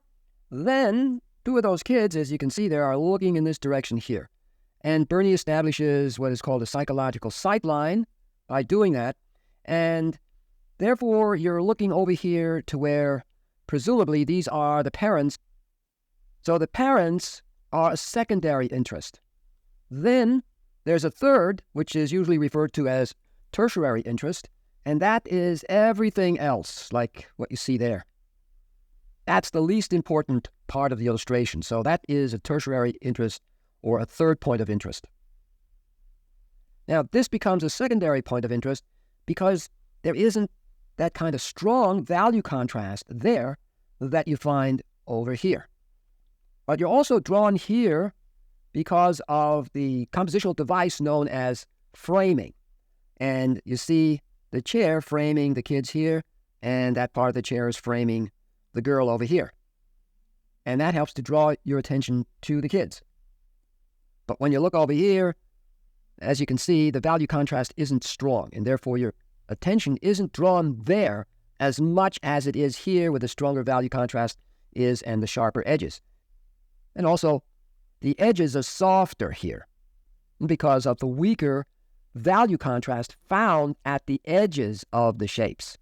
See, that edge there is a softer edge because, like I said, the value contrast isn't as strong as it is over here. This is very important for you to understand and get into your own illustrations. Strong light and dark value contrast is used, creating a strong value pattern, which adds a lot of interest, a lot of appeal to this illustration, and of course helps to draw attention to this part of the illustration, while not much is going on down here, and therefore that part is not important. So the value contrast doesn't have to be a strong value contrast down there. Now, the arrangement of the light value pattern tone is horizontal, like that. Those light shapes have been arranged to form that horizontal, and that helps to create an orderly arrangement of the light tones. They're not scattered all over the place at different places within the composition. The darks and the lights that you put down in your composition, they need to be organized in such a way that they actually lead the eye around the composition. So let me give you an example here, and I'm going to add a lighter tone over the surface like this to begin with. Then I'm going to add a darker tone, something like this, let's say. And then moving over toward the right. And then I'm going to add subject matter. So let's say there's this town. And as you can see, I'm doing this really rough and quick. Doing this in real time. So it's not going to be perfect. Trying to get this information across to you really quick. So this is a town that has this dark value. And as you move further back, let's say there's a forest back here, like this, and maybe some mountains in the far distance, and maybe some trees over here and here. Then I think I'm going to add some dark on the right side like this, and coming over like that, and maybe a few light spots like this. To create a focal point. So it's really rough. It's not intended to be a finished drawing. Now the darks have been organized in such a way so that they lead your eye through the composition. You follow the darks. You see, like this, along that path over toward the right and then back like this toward the village over here. So the eye is moving along that dark. A flow is established by way of the darks. They create a dark pattern, and they hold all of the various shapes together. So these darks haven't just been put in there haphazardly. They've been arranged in a certain way to lead the eye through the composition. You don't just scatter the darks or the lights all over the place. They need to be organized. They need to be brought together, like you see here, and like what you see in Bernie's painting. But here, it's the lights that have been organized, have been brought together in such a way that they make this horizontal. They've been arranged, in other words, to form a horizontal direction. And here, the direction is along this curving line. So, the darks and the lights, the light tones, need to be organized according to some kind of direction that they're given. And I think this isn't really understood very well by students. They don't seem to get the importance of this, judging by the lack of response that I got when I pointed this out in one of my other videos.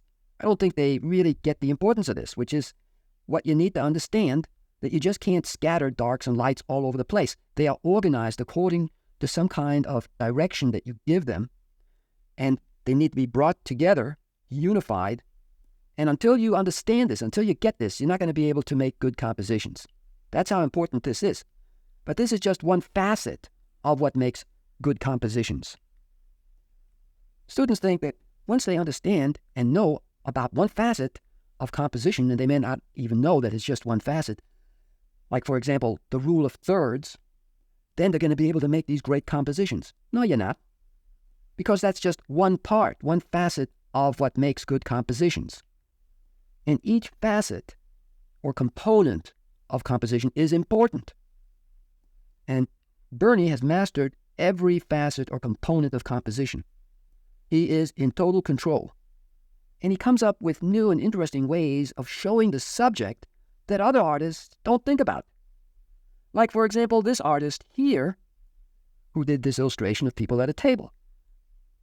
This is the kind of illustration that thousands of other illustrators would do. They would apply the same viewpoint. All of them would have illustrations of people at the table that looked very similar or the same. But now comes Bernie, and he does something like this, which is totally different from the usual way in which so many illustrators show people at a table, which is like this. This is boring compared to this. In this beautiful illustration by Bernie Fuchs, see another example of how he arranges his shapes. So the chairs and the woman and the man are arranged according to this diagonal.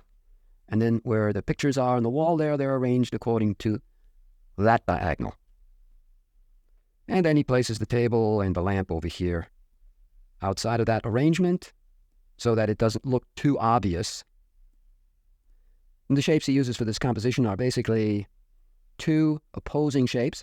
So he has a large half circle here. The circle is repeated over here where the lamp is. The base of the lamp is an oval, variation of the circle, and then there's an oval there where that small cup is. And then for the chair, it makes this kind of shape.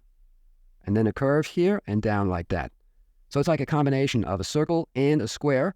And then he varies the square with these rectangular shapes, and those contrast with the circular shapes. And this one over here is like a triangle. And then, of course, the flowers that are over here, they also are a circular shape like that. So those are the two main shapes which contrast with each other, helping to create a more interesting composition. The gesture of the man has angles like this, his legs, his arm, and the woman is also angled, but also has a rhythmic flowing line that you see right here along the arm and into the magazine like that, and a curve here, and then where the hair is. And the whole scene is tilted somewhat. All this helps to make a more dynamic composition and to increase the feeling of life.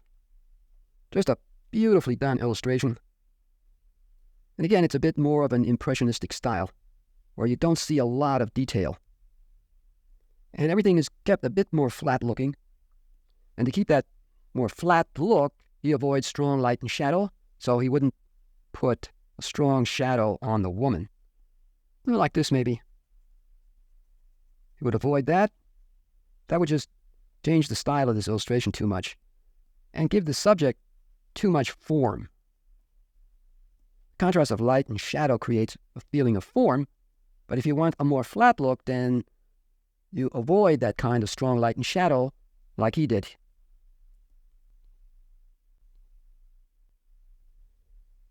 And here you can see Bernie trying different compositions, trying to work out this illustration for a story that appeared in one of the major magazines. I'm going to enlarge this, and I'm going to read what it says here. So it says, working out the right composition. Here, we can follow the development of a composition by Bernie Fuchs, from preliminary studies to finished picture. The problem was to illustrate a story about a young man and his expectant wife lost in a blizzard. The first sketch above, which is this one here, seemed interesting, but did not convey the feeling of movement and hardship that was called for. The second sketch got the lost couple moving, but the head-on view and heavy overlapping seemed too static. Both the attitudes and the overall vertical shape failed to convey the appropriate mood. Finally, the artist changed his viewpoint and developed the third sketch, on which the finished painting was based. In the final composition, the action clearly suggests movement. Two figures and a horse still form a single shape, but see how the profile view explains who they are, what they are doing, and the difficulties of their predicament. This, of course, is a sad situation in which these two are in, and therefore Bernie shows their heads looking downward like that, and the woman looking downward. Now, to reinforce that downward directional movement, the horse head is looking down as well. And even the arrangement of the shapes are placed along a downward directional movement like that, you see? So all of this helps to express the sadness that these characters are feeling, and the shapes are overlapped so that they form one single shape, like is mentioned in the text. See, all of that, just one big shape, one unit, in other words. And it makes an interesting shape. Bernie is well aware of what makes an interesting shape, so this shape was carefully planned. The lower part of the shape here is the active part, while the upper part of that shape is the more passive part. A good shape has two different dimensions. Here, the shape is longer than it is high, which is one of the characteristics of a good shape. And then, of course, the active and passive sides that I just mentioned are part of a good shape. Now, value is also used to express the more sad mood by way of the dark of the woman and the horse. Dark tones are associated with sadness. And to keep the focus strictly on the man and the woman and the horse, Bernie avoids any suggestion of a background. There are no houses or trees or anything in the background. So he keeps that background really simple, which then draws our attention only to what's going on here. And there's nothing in the background to distract our attention away from that. The shape is anchored to the top border of the format shape. Why is it anchored? Well, because Bernie is cropping off part of the shape up here. So that acts as a kind of anchor for the shape, so that the shape doesn't look like it's just floating within a large space like that. And it also helps to divide the pictorial space more interestingly, creating this negative shape here like that, and then it continues over here, but it's broken here because of the cropping that occurs. And the negative space is an interesting shape, just like the positive shape is.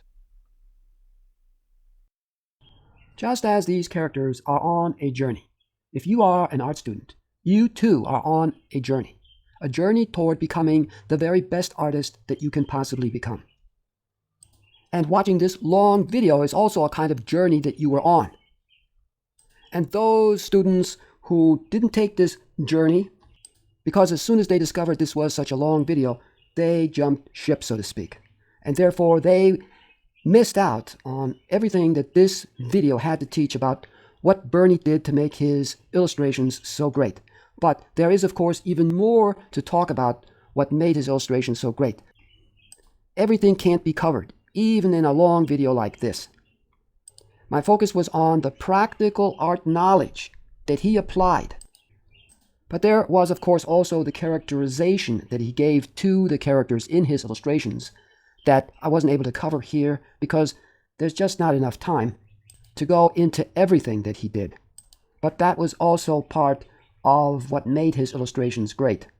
The people that he painted and how he painted them, the emotions that he was able to express in the characters he painted.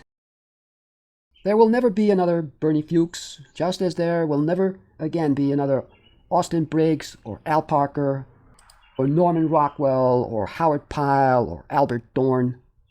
But the level of excellence that these artists were able to achieve can be achieved again by the new generation of artists coming along. But if they want a shot at this kind of level of excellence, then this new generation of artists must learn the same lessons that these great artists had to learn. What goes into the making of art? And it's not some kind of esoteric secret knowledge. No, it's practical knowledge of art, of composition, of lighting, of characterization, of design, of composition, of perspective, and the list goes on and on. Unless you understand those things, unless you get their importance, unless you learn them and become really good at applying them, then you can't reach that level of excellence that these great artists that I mentioned achieved. The field of illustration began a period of experimentation, which started back in the 1950s and then continued on into the 1960s and 1970s, which resulted in a huge diversity of different styles that we now have. Those illustrators, they were pushing out in new directions in illustration. Then later there came along artists like Robert Weaver, Tom Allen, Robert Andrew Parker, and they continued to push in new directions. But what do we have now?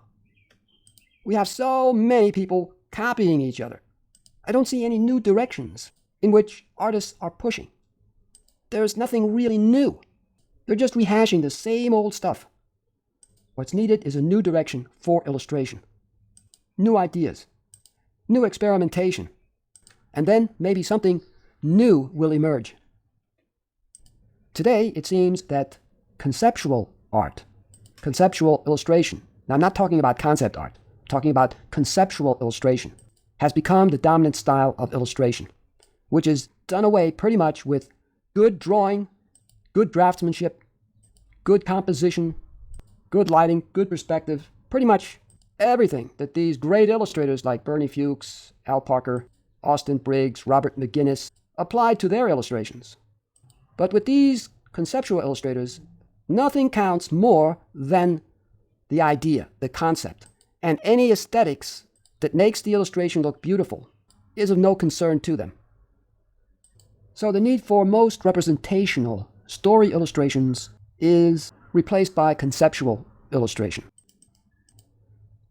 If you were able to watch the entire video, whether in one session or you broke it up into a number of sessions, doesn't really matter as long as you got to see the entire video. And if you are one of those students who watched the entire video, then most likely you have the stuff that's needed to become a really good illustrator, maybe at the level of a Bernie Fuchs, or who knows what you might be able to achieve. But those students who jump ship early, I doubt that they have the needed desire to learn. And if that's missing, then there's no way you're ever going to achieve anything that comes even remotely close to what Bernie Fuchs was able to do, or any of these other great illustrators that I mentioned. The desire has to be there. And the stronger the desire is to become an artist, then you will become one. Thank you very much for taking the time to watch this long video. I do hope that you've enjoyed watching it, and that you will try to apply the things that I've shown in this video that can be found in Bernie's illustrations. And if you're able to do that, you're going to see a big improvement in your art. And for those of you who might be thinking about wanting to take an art course, please check out my complete illustration art course at my onlineartacademy.com school. And you'll see the many things you're going to be learning. From that course, you're going to get an entire art education. And you don't have to spend a fortune to get that art education, like you would if you went to some expensive, famous brick-and-mortar art school.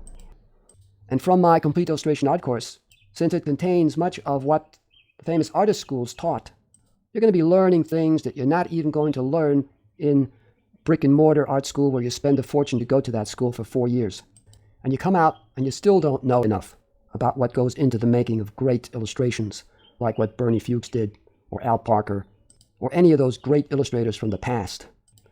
If you haven't subscribed to my YouTube channel yet, please subscribe.